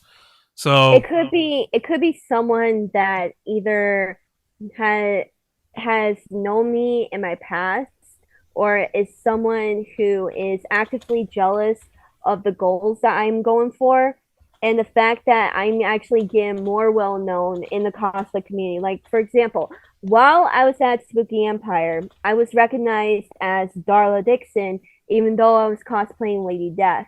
That meant a lot to me because that shows me that my OC, my own original character that I created, who is known as being Daryl's missing wife, is getting the biggest amount of attention of my own creation that I have cosplayed out of all my cosplays that I've done over the past 15 years. And not only that, but I spoke with the Walking Dead actor who played Dwight at Spooky Empire. He even said that he's rooting for me to get on the show. So if you are actively attacking me because you are seriously jealous of the goals that I'm going for and what I'm trying to do to live my life, do me a fucking favor. Go fuck yourself. Go get fucking therapy and go get fucking laid. Because obviously you're not getting much where you're at now. You are on fire. Holy shit, Sarah. The wheel spins again. Shit. That is insane. I think I'm becoming Tom, Kat, and Brandon and Claire all at the fucking same time. My God. There are no fucks given, no filter attitudes. That is actually embedded on my Welcome brain. to the Black Files. We appreciate the lack of filter. Shows people who they really are. It's a nice little palate cleanser with sulfuric acid. Oh my goodness. But yeah, no. Like I said before, I want to see Spooky Empire succeed. I want to see it improve. I want to see it grow. I want to be able to relive that joyous, fun experience that I had at my first Spooky Empire back in 2015. Would it be exactly the same way? Probably not. But the best ways that they can improve is, for one thing, get better organized. 2, a better venue. Like, I would seriously suggest Spooky Empire go to the Wyndham for future venue events. It's more widespread, bigger rooms, longer stretches, more bathrooms, more walkways, and it's not as crowded. And sorry, yeah, go ahead. And as well as maybe plan ahead and consider the pros and cons of inviting certain like big time celebrities to the event. Like, unfortunately, I didn't get to meet Millie Bobby Brown at all. And one of the rumors that I heard while at the con was that she was actually considering not going back to Spooky. That's a rumor I heard. I can't say it's true or not, but it would really hurt to know that I wouldn't be able to get to see Millie Bobby Brown again if that's the case. But I would love to see Spooky Empire just grow and learn from this experience and get better as a whole.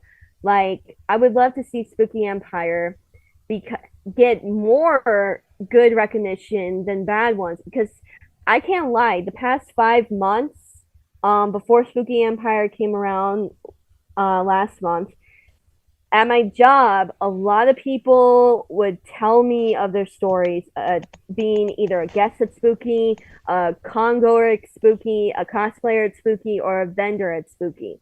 And it was not good. Like, it was not good. I heard a lot of stories. I went to Spooky Empire, with an open mind, hoping to have that relived experience again, like I did in 2015. But unfortunately, this time it was a very overwhelming and overall 50% good and bad experience compared to the 100% good that I had back in 2015. So I don't hate Spooky. I still love Spooky. I want to see them succeed and get better. It's just that there has to be things that have to be changed. They have to get more organized. They have to pick a better venue. And they have to listen to the complaints, because otherwise, how is anything going to get better? Exactly. And this is just feedback. This is just thoughts, or it's just folks giving their experience, their thoughts, their ideas on how to make things better. That's all it is. I'm not trying to crap on it because you hate it. You're pointing out flaws. We're pointing out issues that you yourself have experienced. I'm pretty sure other folks have had similar experience that could stand to bear improvement, that could to be improved. Real quick, I do want to say thank you to Jean Rick for the $1.99 super sticker on the YouTube chat. She went ahead and threw up the exercising pair, went, "Hey you," and the thumbs up in there. We appreciate you on that. Thank you very much. Let me see here. I apologize for interrupting, but it is 11:30. This is the part where I had to step down because I gotta go to bed. Not a problem, Angel. Go ahead and let's get your last thoughts in here before you roll out.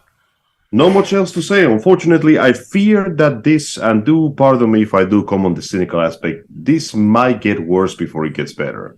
Because if this was already successful enough to get so many people involved, despite the complications, and they continue to do it, they will simply continue to rely on the service. And I feel like this is going to be one of those lessons they're not going to learn unless something goes bad, real bad.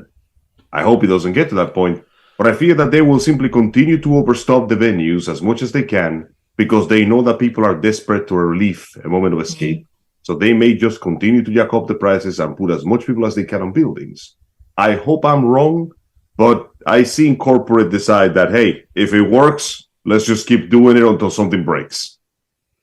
God almighty, and that's a damn shame too, because that's not how you operate a proper business, man. It's going to be nuts. Well, and no, you're right. It's not how you operate it, but I mean, if in their eyes, if it ain't broke, don't fix it. Or rather, if it ain't worth fixing, let's just keep going until it breaks.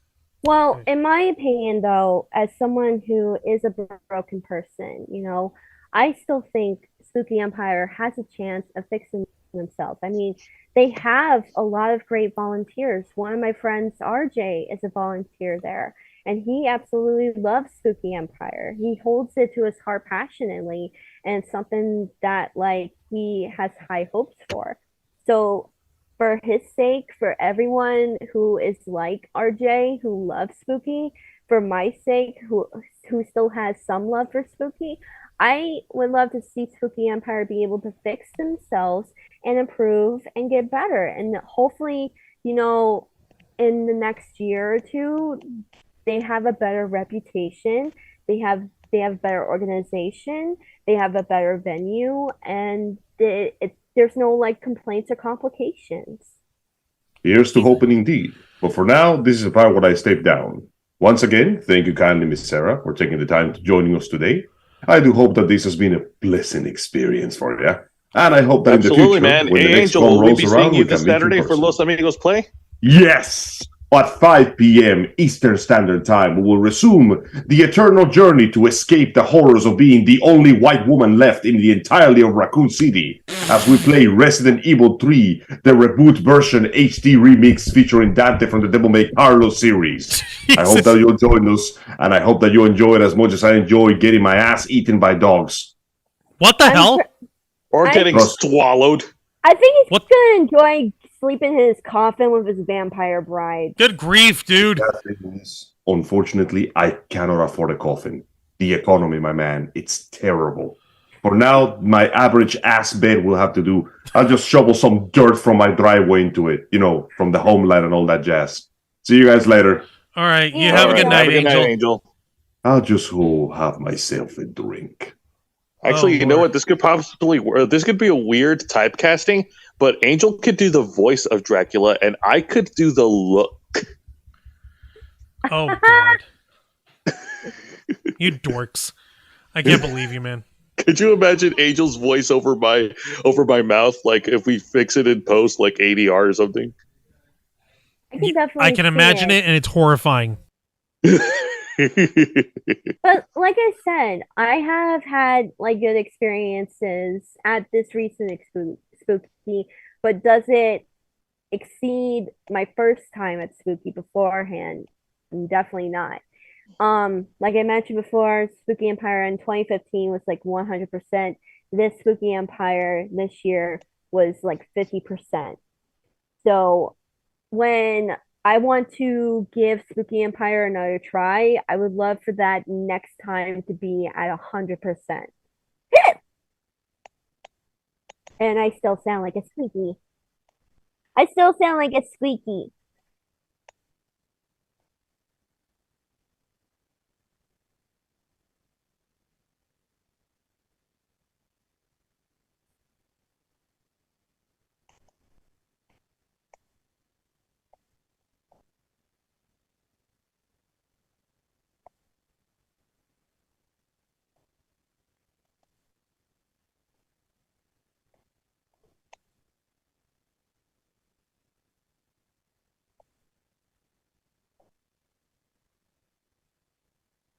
Just realized I was muted over here just now. Good God, what's wrong with me? I muted Dang myself. It, Juan, you had one job. Yeah. No, what I was trying to say was that we had Malum Rex cosplay. Brandon, he was in the chat on the YouTube stream, and we were trying to figure out whether or not if we should actually have him jump in for a little bit, but then he also mentioned that he's got a 5 a.m. flight, so it's okay. So he actually typed out what he wanted to say, and I'm going to go ahead and read this off straight from his messaging to us over here on Instagram. So I'm actually reading his words verbatim over here. And let's see. You could go ahead and read it. Like my concern is that I just didn't want to like disrupt the original. That's why I'm going ahead and I'm reading it off right now. We're talking about not disrupting. I'm trying not to be disrupted. All right, pardon me here. I'm trying to go ahead and get this done in and out of the way. All right, so it's his words. He's saying, so the issue I'm having with what is being said is the Spooky Empire, one, is not responsible for guest prices, is not responsible for vendor behavior. They're there to ensure the safety of their guests and to ensure that their convention happens. If a vendor has been an absolute jerk to a convention goer, it needs to be addressed with convention management. But that convention go where if there's enough complaints, those types of vendors will not be allowed back. Millie Bobby Brown issue. The issue with that is they didn't set the scheduling the right way for the meet and greets. First and foremost, I heard that from multiple volunteers that they were overwhelmed because of the turnout for Millie Bobby Brown, as well as the fact that the convention does not set celebrity meetings. Great price. I rubbed elbows with a lot of celebrities in downtime out wide the pool in that, and I'm going to tell you right now, I had a great time. I've been going to Spooky for 9 years. I've never had a bad time. I've seen Spooky volunteers react quickly when an issue is brought to their attention, as well as management. I've made lifelong friends at Spooky, so it's not all the gloom. Just right now, talk about Spooky in a controversial manner is killing me right now as a core member of the Spooky team. Lost their fight with cancer, and we're who are OG Spooky goers are mourning. They don't set the prices for celebs for the thing that there's a typo on celebrity prices. All conventions grow and learn, evolve and evolve. COVID knocked us down a bit, but let's blossom again. And then he's just said celebrity prices that are not set by the convention. Yeah, no, okay. This is all written out by what he was saying. So basically, and by the way, thank you very much for that, Malum Rex. I know that you've got a flight that you need to rest up for. The last thing I wanted to do is to inconvenience you in that kind of manner, because going on a flight on its own is just a pain in the ass enough as it is. But more to the point, if I'm understanding correctly, number one, we did actually hear very recently that last week a longtime volunteer for Spooky Empire, I believe her name was Dina, had lost her battle with cancer. So of course, we're not here to disparage or to denigrate anybody. We're not here to insult the folks working at Spooky Empire. We're certainly not trying to disparage this person's memory. Far from it. Like we saw, we only learned about it maybe a couple hours before we went live, and even then I went ahead and double checked the stuff and saw this person had passed away, and that is sad, and that is really, really tragic, and obviously no one's going to try to take a dump on somebody or any sort of event, but that's not to say that that's meant to be a shield to excuse poor management techniques or poor management ability on there. Am I still muted? No, right? No, I can hear you just fine. I mean in the stream. Let me double check on something over here. I actually want to check myself. Hang on a minute, folks watching right now. Can you let us know if you can hear Juan? No, I'm not muted over there. All right. Okay, good. Yeah. Okay. Just making sure. Thank you guys. I do appreciate that, Malum Rex, and I do see you're back on the YouTube stream. We appreciate that. And again, we're not trying to say that what this person did was wrong. We're not trying to disparage that. Like I said, Psychotic Beauty and Serenity have been saying, everyone has different experiences with Spooky Empire. That's never been in question. The concern of all this is that how can we arrange for getting set up with a different venue that would be more accommodating, perhaps, because there are folks who are going to have experiences that don't go up to that don't meet expectations or that fall below expectations, especially when you have a much smaller venue like that Hilton outside of Universal Studios in Orlando. That Hilton is decidedly not very big in terms of venue events, and if they had the other side of the panel rooms blocked off the way they usually do, that's a friggin' problem no matter what. So that probably wasn't the best place to hold a meet and greet with Millie Bobby Goddamn Brown of all people. That's insane. I know, considering the success of season 4 of Stranger Things, damn. The fact that they got her, that they booked her is phenomenal. That is excellent.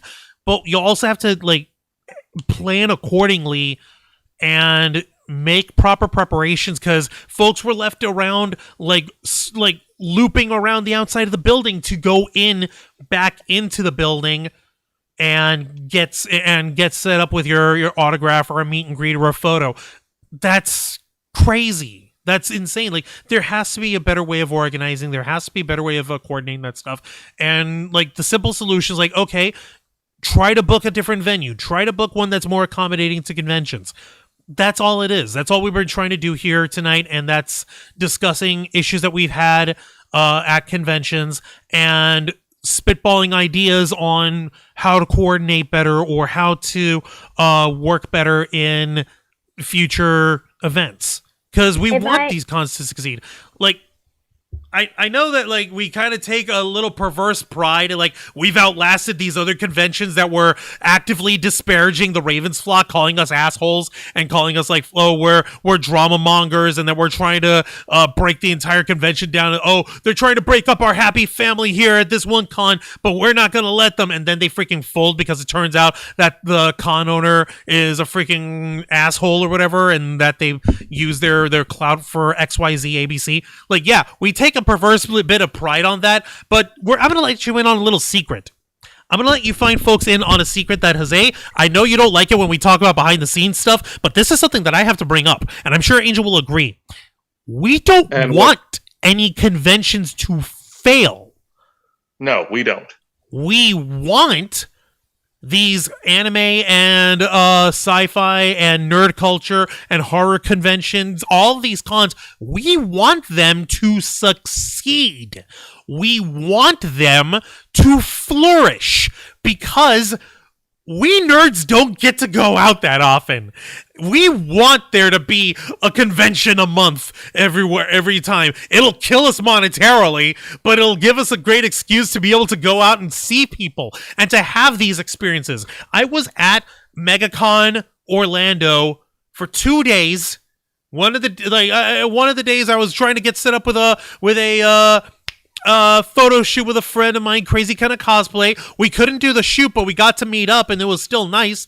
And I still got to see so many friends, so many different folks join in. It was a pain in the ass to get out to Orlando. It was a pain in the ass to get set up with a cheapo hotel room. It is a pain in the ass to go through these gigantic, horrifying venues or to a small venue that's overcrowded. But you know what? At the end of the day, we like these events. We want them to succeed. We want to see them get better so that we can all have a better experience together. So yeah, spoiler alert, we may be assholes, but we love the con community. It's where we came from. We want the con community to succeed. Sorry. I had to break the fourth wall. Sorry, Jose. You're good. No, you're fine. You're fine. I couldn't have said it better myself. Sorry, go ahead, Sarah. And if I may add, conventions are something that I've always enjoyed, even when I first started high school. My first con was AFO 2007, and next weekend is going to make, let's see, 16 years that I've been going to AFO, and next Saturday it's actually also going to be my 12-year anniversary with Tom, and so that's a big thing for me. And I love conventions, and I've always had conventions be a part of my life because it's the one place in my life where I feel accepted, I felt wanted, and I have not felt judged. And if I may add, and I would honestly love to see Spooky Empire do this, especially for Deanna.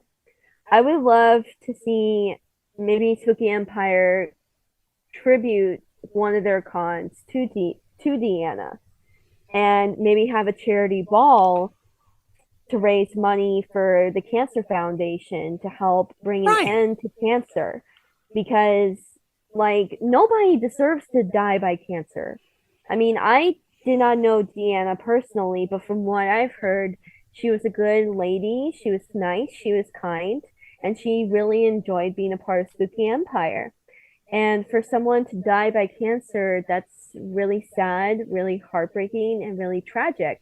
So personally for me, I would love to see if Spooky Empire would, tribute one of their cons to the memory of Deanna and use that weekend of that event to raise money for the Cancer Foundation and to bring an end to cancer and to raise money for cancer research and medicine and everything else. That would be a good idea.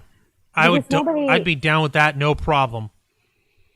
Yeah, and honestly, it would be a good way to honor her memory as being probably the longest living volunteer for that event.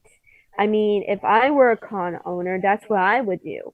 I would make that a tribute to her, in my opinion.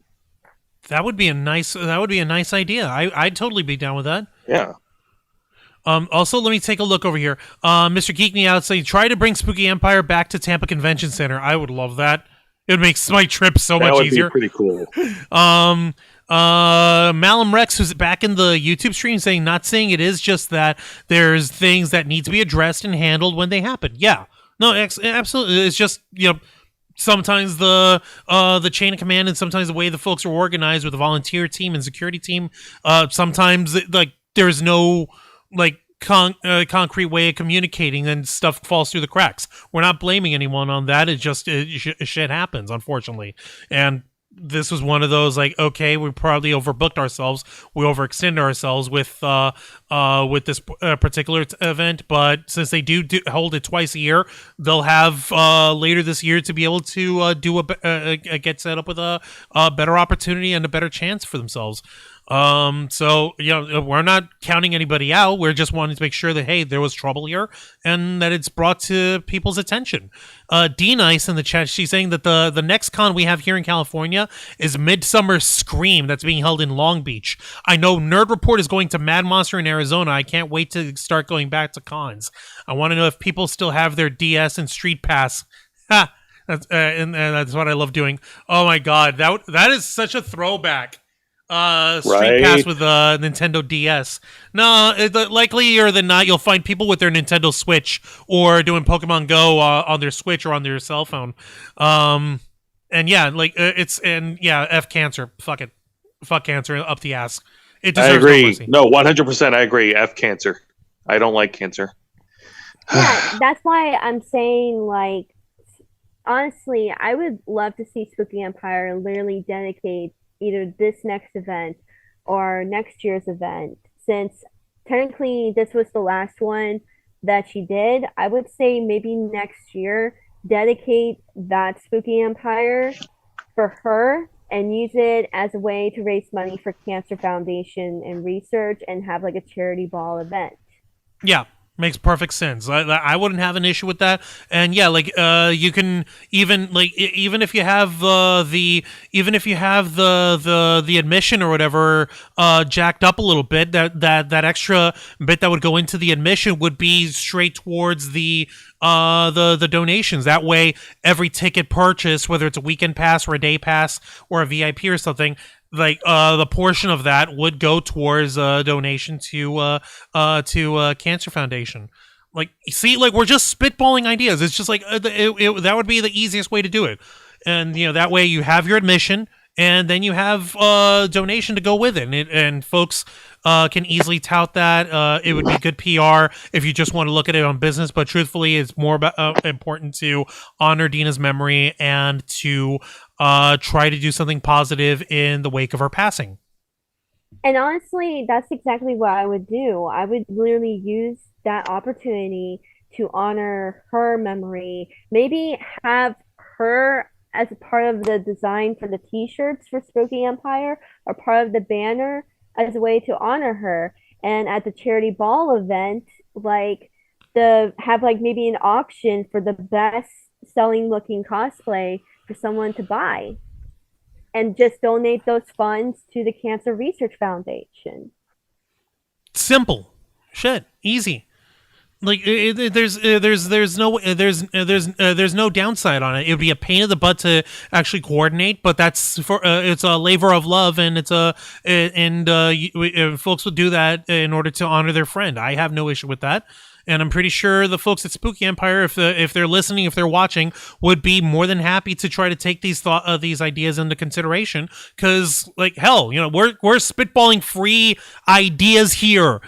Take a listen. You're sitting on a gold mine, Trebek. Like, it's a very easy way to put something positive out to the community, to honor a friend, and to put the best foot forward for any convention. I got no issue with that, and I hope so. Yeah, see, no, and I agree with all of you, but I think we've had this talk before, and this is probably one of our previous episodes, and I hate bringing it up because I hate it, but I think it's possibly their thought process. Like, yeah, it's a great idea. These are great ideas. But if they didn't think of those ideas, they're not going to do it. It's not. I doubt that the folks running Spooky Empire are that mercurial. I doubt that they were that finicky and like, oh, that's not my idea. It's not run by the Young Bucks and Kenny Omega. They're not little pissy asshole school kids. At least I hope not. I wasn't going there. I go there. I'll go there all I want. I don't give a damn. No, seriously. It'd be a good idea and they could steal it. I don't care. I don't care if they use that. I get it. They may not be mercurial, but it's not. But it's not to say that it's not a possibility. I honestly think that if they took that route, if they did that idea, not only it would restore the image of Spooky Empire, but it would also show that this is a convention that actually cares about one of their longest running volunteer members, and that they want to do something in honor of her and her hard work and the years that she put into this convention. It would give Spooky Empire a brand new reputation, a brand new improvement of their image, and it would show people like, hey, okay, this convention I've heard lots of bad stories about, but look what they're doing. They're having a charity ball for a cancer research in honor of one of their longest running volunteers. I feel like that would definitely give them a good route to go to. Yeah, easy. Yeah, it would work out perfectly fine. And yeah, like I said, I don't even care if they take the idea and we get no credit for it. I don't give a damn as long as as if they're willing to take that sort of thought process and apply it towards like creating positive change towards the community. That's all we ever care about over here. Let me take a look in the chat real quick. Planet Q Screen, I've never been to a con, but here in Sacramento we have WizardCon in April, my busiest month. Ah, damn, that sucks. I'm sorry to hear that, but like if you wanted to look around for like anime conventions there in Sacramento, I know. Excuse me, your hiccups just came over to me, Sarah. I hope you're proud of yourself. They're as contagious as yawning. They're squeaks. They're not hiccups. They're squeaks. Okay. You can even ask Brandon, okay? He's known me long enough to know that I have squeaks, and he will give me like a look on his face like, ooh. Good and God. literally just start giggling at the fact that I'm literally just speaking. He's just like, squeaky, squeaky, squeaky, squeezes my sides and make me go, ah! Dorks. Oh Lord, that's what I love about this community. We can find humor in anything here. Let me take a look. V2K Cosplay is saying, I nicked so many Street Pass hits at Otakon, Metrocon, and MegaCon back in the day. And D Nice is saying, sorry, I feel like every time I chat, y'all be like, nostalgia, I miss being young. Sorry. Don't be sorry. You're reminding us of our halcyon days of these awesome little interactive things. There's nothing to be sorry about. D Nice, it's totally okay. No issues here. Don't apologize. Now, that was sexy. Let me see. Nice. Matthew Coburn was saying, I've never been to one. I watch other channels that go to cons and theme parks here in Florida and some in California. One of them, Sean represents actors for them. Really? Oh, like cast members at like Disney World and stuff? Oh yeah. And V2K saying, I love Sarah's squeaks. Getting older is a blessing. Yep. Oh, thank you. And here's the thing. I still look 17 and 18 even though I'm 30 with big tits. Oh my God. Yo, I'm gonna have to if you keep shaking like that, Sarah, I'm gonna have to send you like a Cash App or something. Like if you're gonna keep shaking like that, I'm gonna have to okay. No, stop it! No, I mean it, Sarah. Like I can't. No, YouTube will be very angry at the boobalas right now. I'm not kidding. Oh yeah, we don't want to be demonetized. Demonetized. Can't show that on YouTube unless you want to be demonetized. No. Like, if you want to show me that afterwards when we're off the clock, we're perfectly fine. But, like, I can't do it while we're on YouTube and Twitch, please. Oh, God, that reminds me. We have to, I'm going to have to bring this up to you after the show. We got some issues with Twitch we're going to have to talk about as soon as, I'm going to tell you about that when we go off the air, okay? Tell me about it tomorrow, because in the next few minutes, I'm actually going to be going to bed. Yeah, you're not wrong. It's starting to get late over here. Oh, Sean Clark, who does Horror's Hallowed Ground videos, is what Matthew Coburn says. That's my friend. I'm friends with Sean Clark. He's an amazing guy. Oh, nice. Cool. Small world. How about that? And yes, D Nice, Twitch be twitching. Twitch is twitching balls right now. It is insane. I absolutely truly adore Sean Clark. He has been such a sweetheart. Him and his wife, Nate, have been like two of the most inspiring friends in my life and really well known in the horror community. And I really, honestly, the first time I met Sean Clark, it was actually by chance in 2015 as well, during MegaCon 2015, months before I went to Spooky Empire.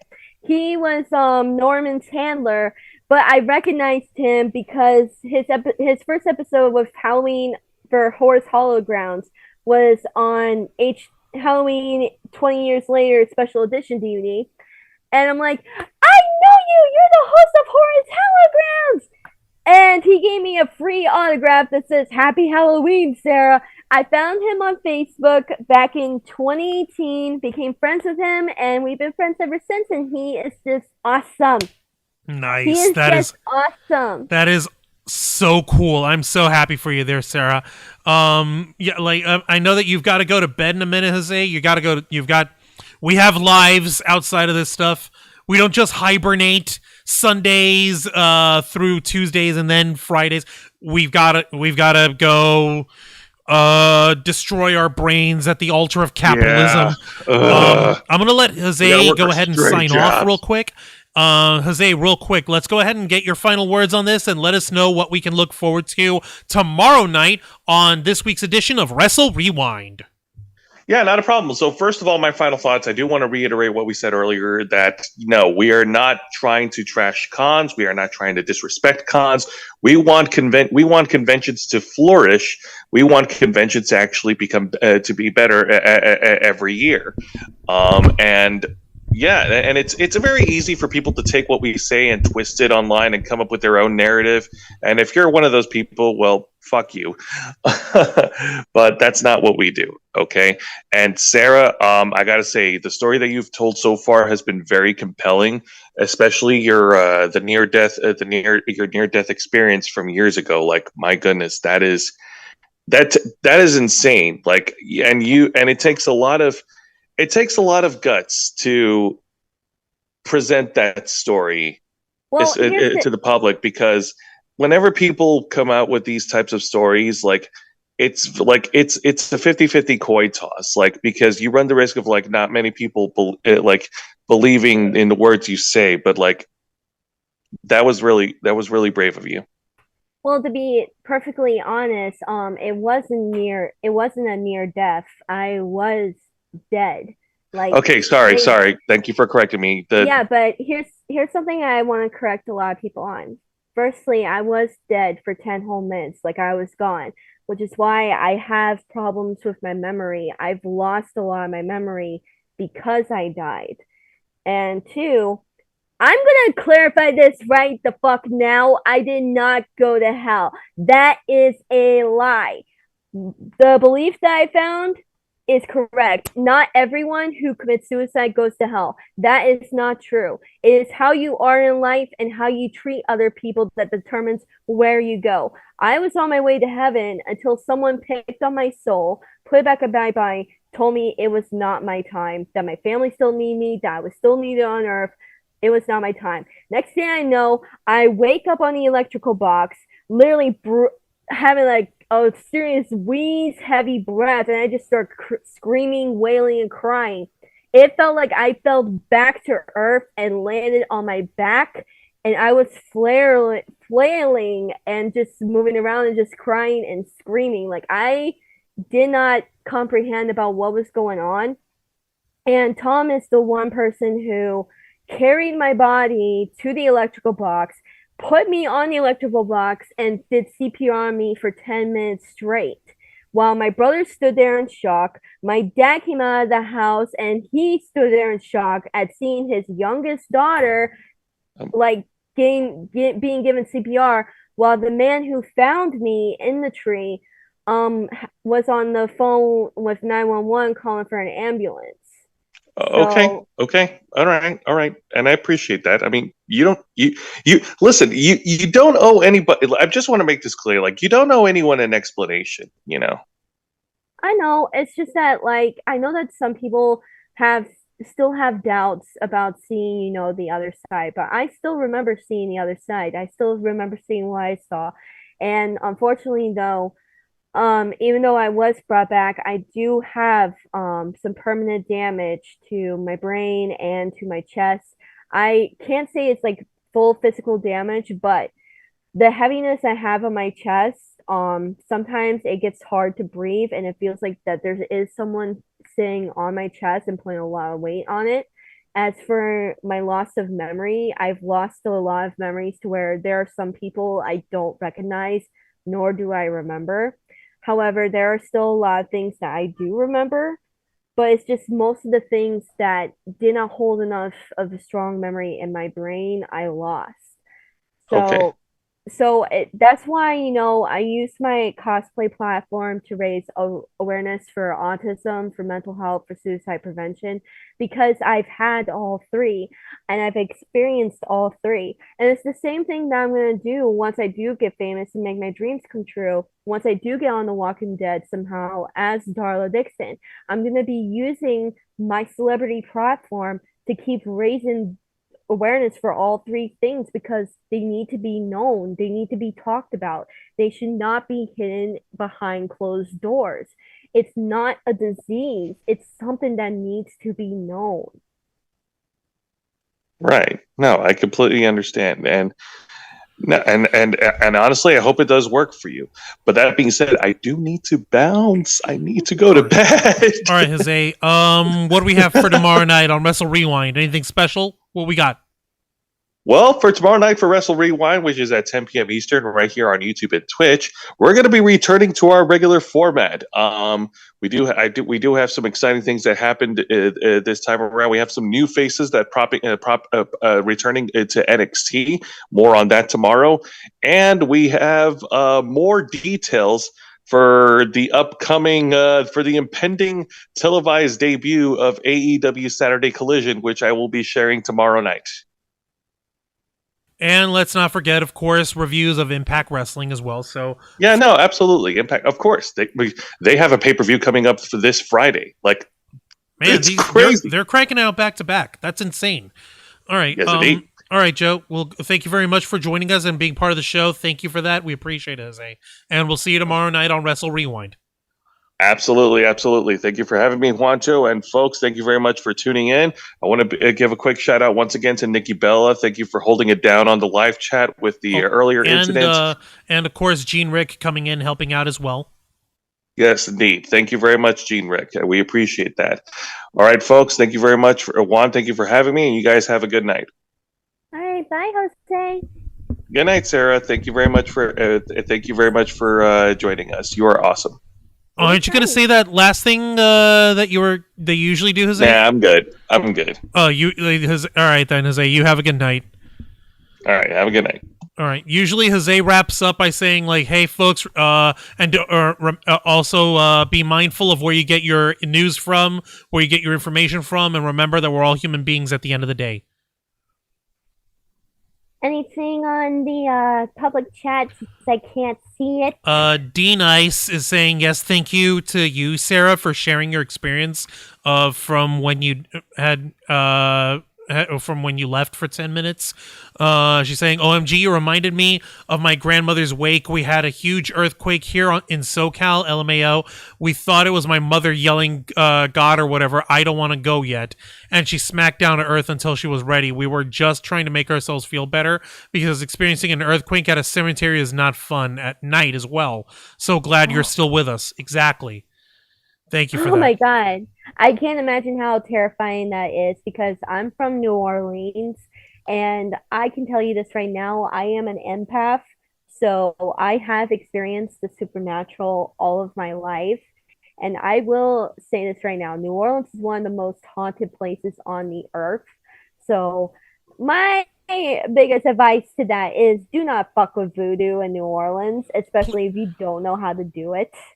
Exactly. It's like trying to that would be like trying to going to Stonehenge and trying to perform Celtic or Druid rituals and not knowing how to speak Gaelic properly. One wrong word and you've got the wrong eldritch demon coming out from wherever, haunting your behind and stealing your underwear for the rest of your life. You don't want you don't need that kind of bad voodoo. Like I've had my own supernatural experiences, but that's a whole different story for a whole nother time. So yeah, no. D Nice is saying like I don't plan on doing voodoo in New Orleans. Yeah, no, no, thank you, no, thank you. Even down here in Tampa, in Ybor City, which is like for anyone who doesn't know. Tampa, there's a little district in near downtown called Ybor City. Think it's a little slice of New Orleans, but instead of Cajun and and Creole, think more Cuban instead. So apparently there was a burial site somewhere in Ybor City. I don't remember where specifically it is, but you do not want to fuck around there. You don't. Like we already have free range chickens and roosters in one area of Ybor City, just minding their own business, just running around. There is a saying in New Orleans called "Who do the voodoo you don't do." It means don't fuck with voodoo unless you're ready to suffer the consequences. Yeah, no, that stuff comes with a price, no matter what. No matter what, that is not something you play around with unless you are 100% ready to find out about it. Like you said, fuck around and find out. It's like that is not anything that you want to mess with. It is insane. And yeah, Aaron Cooper was saying LOL and Planet Q's Queen's like, yeah, no voodoo for me. Bunda was saying, hey, what about Bunda? Like, well, what about Bunda? No, I'm kidding, man. What's Bunda? Yeah, no, Bunda, please do not perform voodoo. I know you're in Texas, so Lord knows what kind of weird paranormal stuff can happen in Texas, so I'm not going to ask you to do that, dude. But oh, please. The only thing that's scary in Texas is big old boys who eat their burgers and carry their shotguns. Yeah, exactly. Yeah, but I'm pretty sure you mind your manners. They don't mess with you, but don't actually perform anything paranormal or supernatural in Texas either. You could be driving 12 hours straight through Texas, and you'll still be in Texas. It's that gigantic in terms of land mass alone. There was an actual paranormal thing that did happen to me last year. When Brandon took me with him to St. Augustine for the first time, because he wanted to show me some of the places that he was considering for us to do the fan film at. And I visited the old prison with him because I'd never done that before. And wait. It gets better. Because I'm an empath, there are things that I can feel and sense that most people could not. The place where I felt it the most, believe it or not, it wasn't the jail cells themselves. It was the one room across from the jail cell where the warden and his family used to live at. I walked in there. I sensed something, told them that I wasn't there to cause any harm. I felt a cold brush of wind go up my back and through my hair. Brandon found me. He saw that I was freaked. He said, I gotta get you out. I gotta get you out. I gotta get you out. Yeah, no. Hell no. Hell no. Look, I've seen that kind of shit actually happening. I do not fucks with abandoned prisons, okay?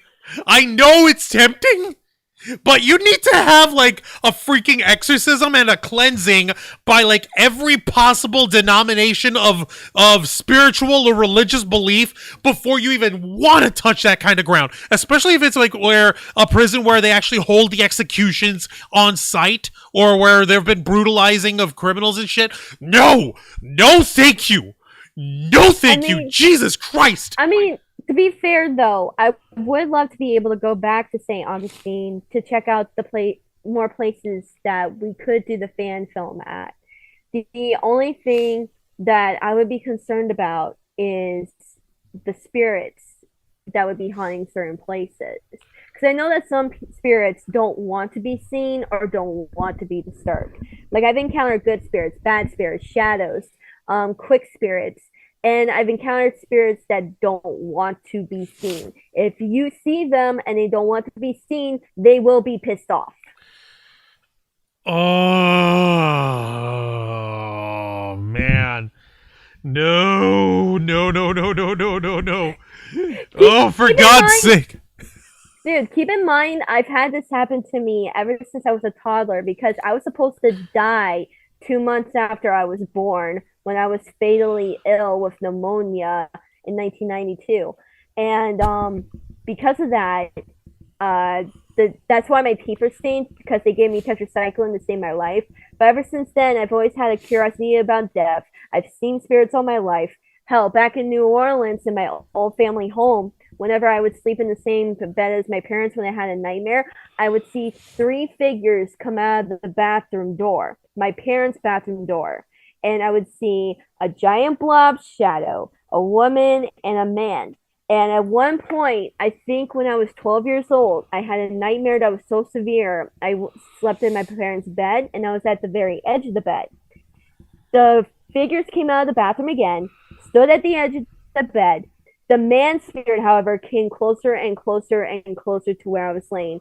I laid still, held my breath, could hear my heartbeat in my ear, and I felt this presence calm down, like knelt down to where I was laying at, face to face, and just blew air in my face.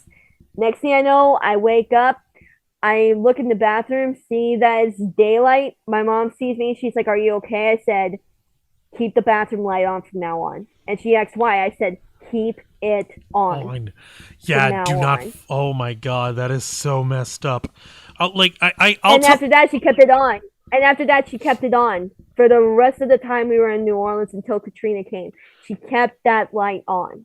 That is smart. Yeah, that's the smartest way to go. Yeah, God dang it, holy cow! I'll tell you about some of my experiences. Off the clock, off the stream or whatever, because I've had some that are like, it was crazy. I did want to double check over here in the chat. Oh, D Nice was saying, is there like 2 or 3 time zones in Texas? I forgot. LOL. The only time I had senses like that, I was in San Jose, my mom's cousin's house, where her daughter took her life. I wasn't told about it, but walked into that house and was spooked to heck. Her words, and there. Then she says, "Girl, I'm a 14-time brain surgery survivor. Only been close to death. Haven't died like you. You're a trooper. I just try to ignore the shiz." God almighty. To be fair, I've died officially once by my own hands, but before that, I had 30 suicide attempts, 2 near-death by illnesses, almost got hit by a car 7 times, nearly got drowned 3 times, and then was nearly murdered twice. Oh my God, you beat me by miles over here. Oh, I can't begin to tell you. Oh my God. That is insane. It is insane, and people are shocked that I'm still alive. Honestly, I'm shocked right now with you just telling us that. Oh, Bunda was saying earlier with I don't know what sort of supernatural stuff there's in Texas. He said, I've been to county jail here in Houston. Does that count?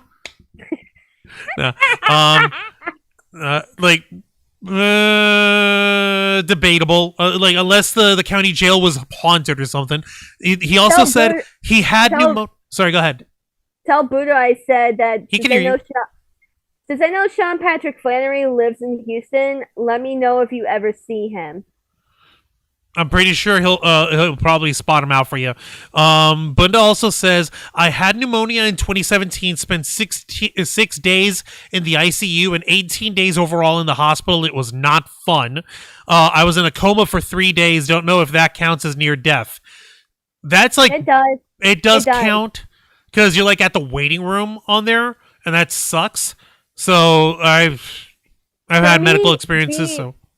For me, being in a coma, it's more like being in limbo. You don't know whether you're going to come out of it or if you're going to be gone. Right. It's like a waiting game of limbo, and you don't know what's gonna happen next. Right, exactly. Yeah, it can be it really can be a coin toss sometimes.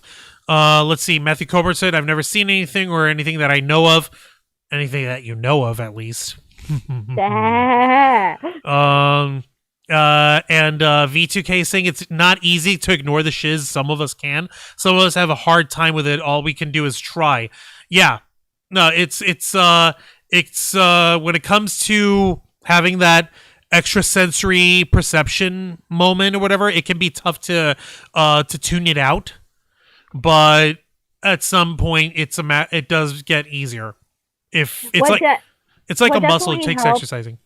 What definitely helps is, especially in my case, when you've been through a lot of trauma, when you've been through a lot of near death, when you've experienced death, and when you have lost people you love to death, it definitely helps to know that there are people in your life that are just like you, who are able to support you and be there for you through that time frame. That's why, like, I have a lot of trust issues with people, because of the fact that, like, people who said they were going to be my friend and be there for me ended up stabbing me in the back. And so since then, I've had trust issues out the ass. But I've ended up knowing people who actually care about my well-being, who actually care about my dreams, my goals, my fears, my heart, and my trauma. In fact, earlier today, I got to hang out with one of my friends who's actually leaving Florida because they're transgender and they don't feel safe here in Florida. I finally revealed to them about my trauma and everything that I've gone through. And it also includes some of the darkest parts that I have not gone public yet about. But they were happy that they weren't alone in that, because they told me that they suffered something similar to what I did. And that they said that I'm strong, that I'm brave, that I'm still a sweetheart, and I did not deserve all the bullshit that I have gone through in the past decade. Like, this is someone that I have known since high school, and I graduated a year before them. And yet they still consider me that good of a friend, and they just love and adore me for the person that I am. That means a lot to me, because lately I've been questioning friendships left and right because of the way that I've been treated the past few years. I have felt taken advantage of. I have felt used. I have felt betrayed and backstabbed and abandoned and just hurt, just overall hurt. So I've questioned a lot of friendships, especially in the past 5 months. And it's made my mental health just take like a serious nosedive. But for them to say that to me, and for them to reassure me that they still think I'm a sweetheart, that they still think I'm a good friend, that they still want to see me succeed, and that they understand my trauma, my depression, and my pain, means a lot. It means so much to me, because then at that point I cried and I did not feel that alone in my head. No, and it makes perfect sense over here, and I understand that you've been dealing with a lot of stuff. You've got friends here, you got people who care about you, Sarah, and we wouldn't have agreed to put this show on tonight if we didn't care about what you and Psychotic Beauty had to say. And we appreciate you. Thank you for that, Sarah. Real quick, D Nice is also saying in the chat, suicidal tendency survivor as well. You're loved, not comparing, just happy to get to know another survivor. So there's, like I said, there's a friend here. She also says, we're here for you. Let's see here. Planet Q's Queen is saying, I've been near Preston Castle at night when I was in the 7th grade and I saw ghosts in the castle windows and the guardhouse. Damn. That is so messed up. And that's over in Sacramento area in California. Bunda was saying in the chat, I woke up from my coma when my mom grabbed my hand and asked me to smile for her. So there's a nice moment. And Dean is saying, I'm so happy that you woke up.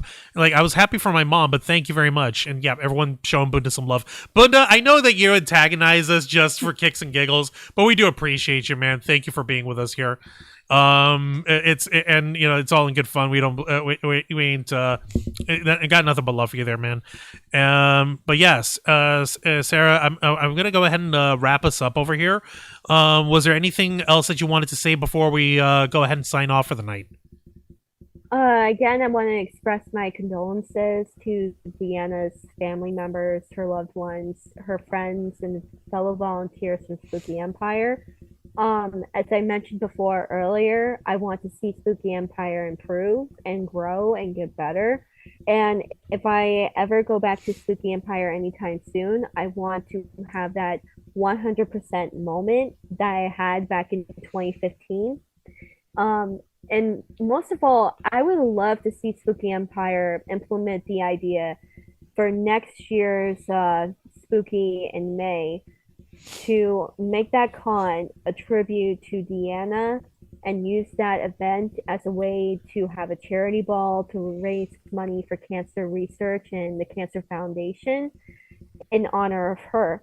And as well as for everyone to understand that as a fellow cosplayer, a cosplay model maker, and con goer, I love conventions as a whole. Conventions are a big part of my life. And even when I do get famous and I finally do become a celebrity, like I'm still gonna go to conventions. Like I'm not gonna overcharge or overprice on anything at all. Like my prices are gonna be fair. The highest I think they would go up is to like 30, but that's relatively cheap compared to most places. But other than that, like I love conventions, I love con goers, I love the opportunities that I have whenever I can to meet celebs and make friends. And I want people to actually understand, accept the fact that not everyone's experience is going to be the same, and maybe have like an open mind and reach out to people who feel scared to return to cons because of like drama or issues or like rumors or stories, and just have like an open mind to understand them as a whole, because we need that right now. We don't need any more drama at conventions. We don't need haters at conventions. Like I deal with haters on a daily basis, online and offline. I mean, you'd be surprised how many people have literally told me they want to slit my throat, cut off my head, cut out my tongue, stab me in the eye, stab me in the heart. Yeah. Pretty much kill me. What, for no reason? I don't Just see like, anything that you've been doing or promoting that warrants that kind of reaction.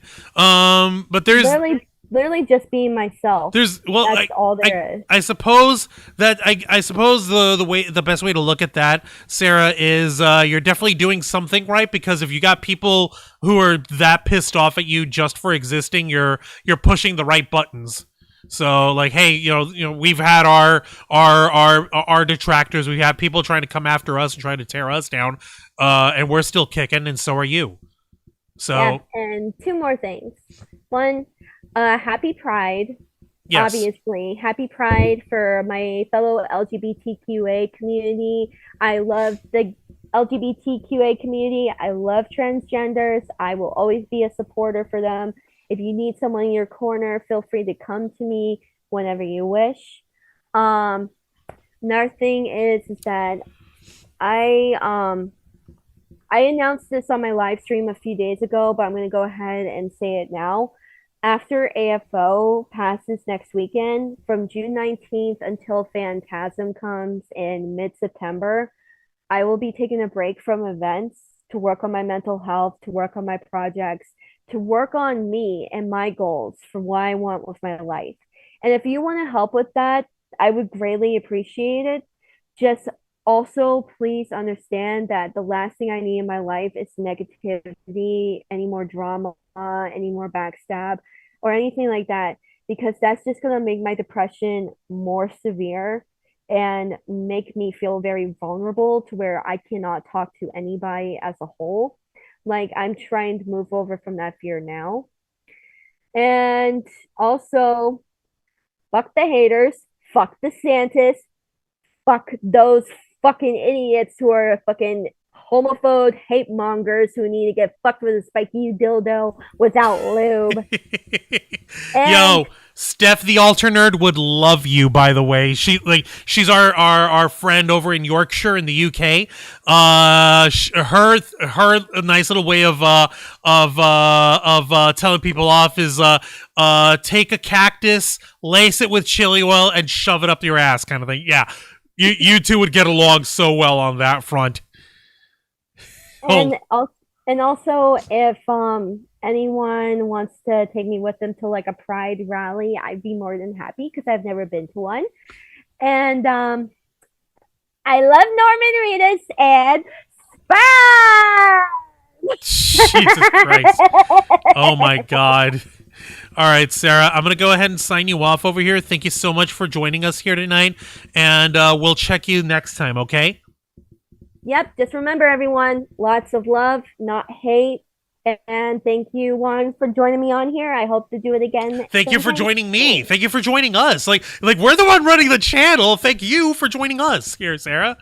Happy boobs! Good. Happy boobs! Happy boobs. There we go. Jesus. All right. I'll check you later, okay, honey? What? Alrighty. Bye! See ya.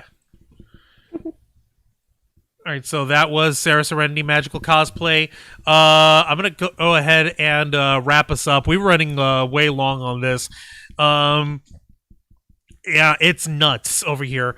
And like we said, we bring this stuff up not to disparage these conventions. We bring this stuff up because we know that there's folks who are going to be watching or listening, and if they're only looking for negativity or only looking to say like, oh, well, you guys are just trying to hate on us and you're just trying to ruin the experience. No, we're literally not. We like the experience of going to conventions, the good and the bad. We're just trying to minimize the bad experiences. We just want it to get better. That's all we ever wanted. You can call it iconoclastic if you want, but sometimes you need a little bit of iconoclasm in order to affect proper positive change. Yeah, like sometimes you have to take the hallowed institutions of a convention and you have to break it down to its scintillas and provide new contextualization based on the user experience, based on the experience of the folks who are at these cons. And yeah, no, that's why we said it's trouble with Spooky Empire. Not that, oh, Spooky Empire has to go down. It must be no. No, we want it to continue. It's been going on for 20 years. I doubt that it's going to stop now, but we would like to see it do better in terms of having next to no problems, folks, over here. Yeah. I'm taking a look in the chat right now. Yeah, Steph is awesome. Peace, love, and happiness. You're right. V2K. Lisa loves ghost stories. Lisa with Lewis. Yeah, over at Grayson Report. And yeah, D Nice is saying, yes, happy Pride. My aunt and her partner were the first same-sex couple I was aware of. Her partner passed last year of breast cancer. Ouch. So yeah, you're right. Fuck cancer. And yeah, and V2K is also going to bed. Your convention experience at any time, at any given con will vary. People will love a con. People will have a bad experience. All in all, we're there to have fun. You're right. And let me see here. D Nice and Planet Q saying, is that Lone California or Ione, California? I'm not sure. Rob Lowe went there with his boys to ghost hunt. Also, Patrick Swayze filmed Letters to a Killer there in my hometown when I was in 8th grade. That is so wild. Isn't it? It's wild how we have had the tangent into paranormal stuff, but I suppose we're talking about Spooky Empires, so the paranormal is going to slide in somehow. But yeah, no, like we do talk about the dark side of nerd and geek culture here on the Black Files, and I won. Okay, I see what you mean. Thank you for that, Planet Q's Queen, because I couldn't tell what you meant by that. Sorry. But we appreciate every single one of you guys who joined in tonight on this week's edition of the uncensored, uncompromising interview and review podcast of the Ravens Flock, the Black Files. Thank you all so much for joining us. Thank you for joining us on the Black Files, hosted by me, Juan Arouse, as we grant you access to the darker side of nerd and geek culture and nerd and pop culture. Be sure to request access as we go live every Wednesday night at 10 p.m. Eastern Time, simulcasting on YouTube and Twitch. Hit the subscribe or the follow button, ring the notification bell, become an inner flocker by hitting the join button, and until next time, continue to follow us on Facebook.com/The Ravens Flock, Twitter.com/RavensFlock13, Instagram.com/TheRavensFlockOnline, Twitch.tv/TheRavensFlockOnline, and of course, remember to hit the subscribe button and ring that tiny little notification bell right here on our flagship platform, YouTube.com/TheRavensFlock, humble home of the Black Files, Los Amigos Play, Wrestle Rewind, and the Ravens Flock. For Jose Casabona, Angel Mendez, Sarah Serenity Cosplay, The Magical Cosplay, and Psychotic Unity Cosplay, I am Juana Rouse. This has been the Black Files, and we are out.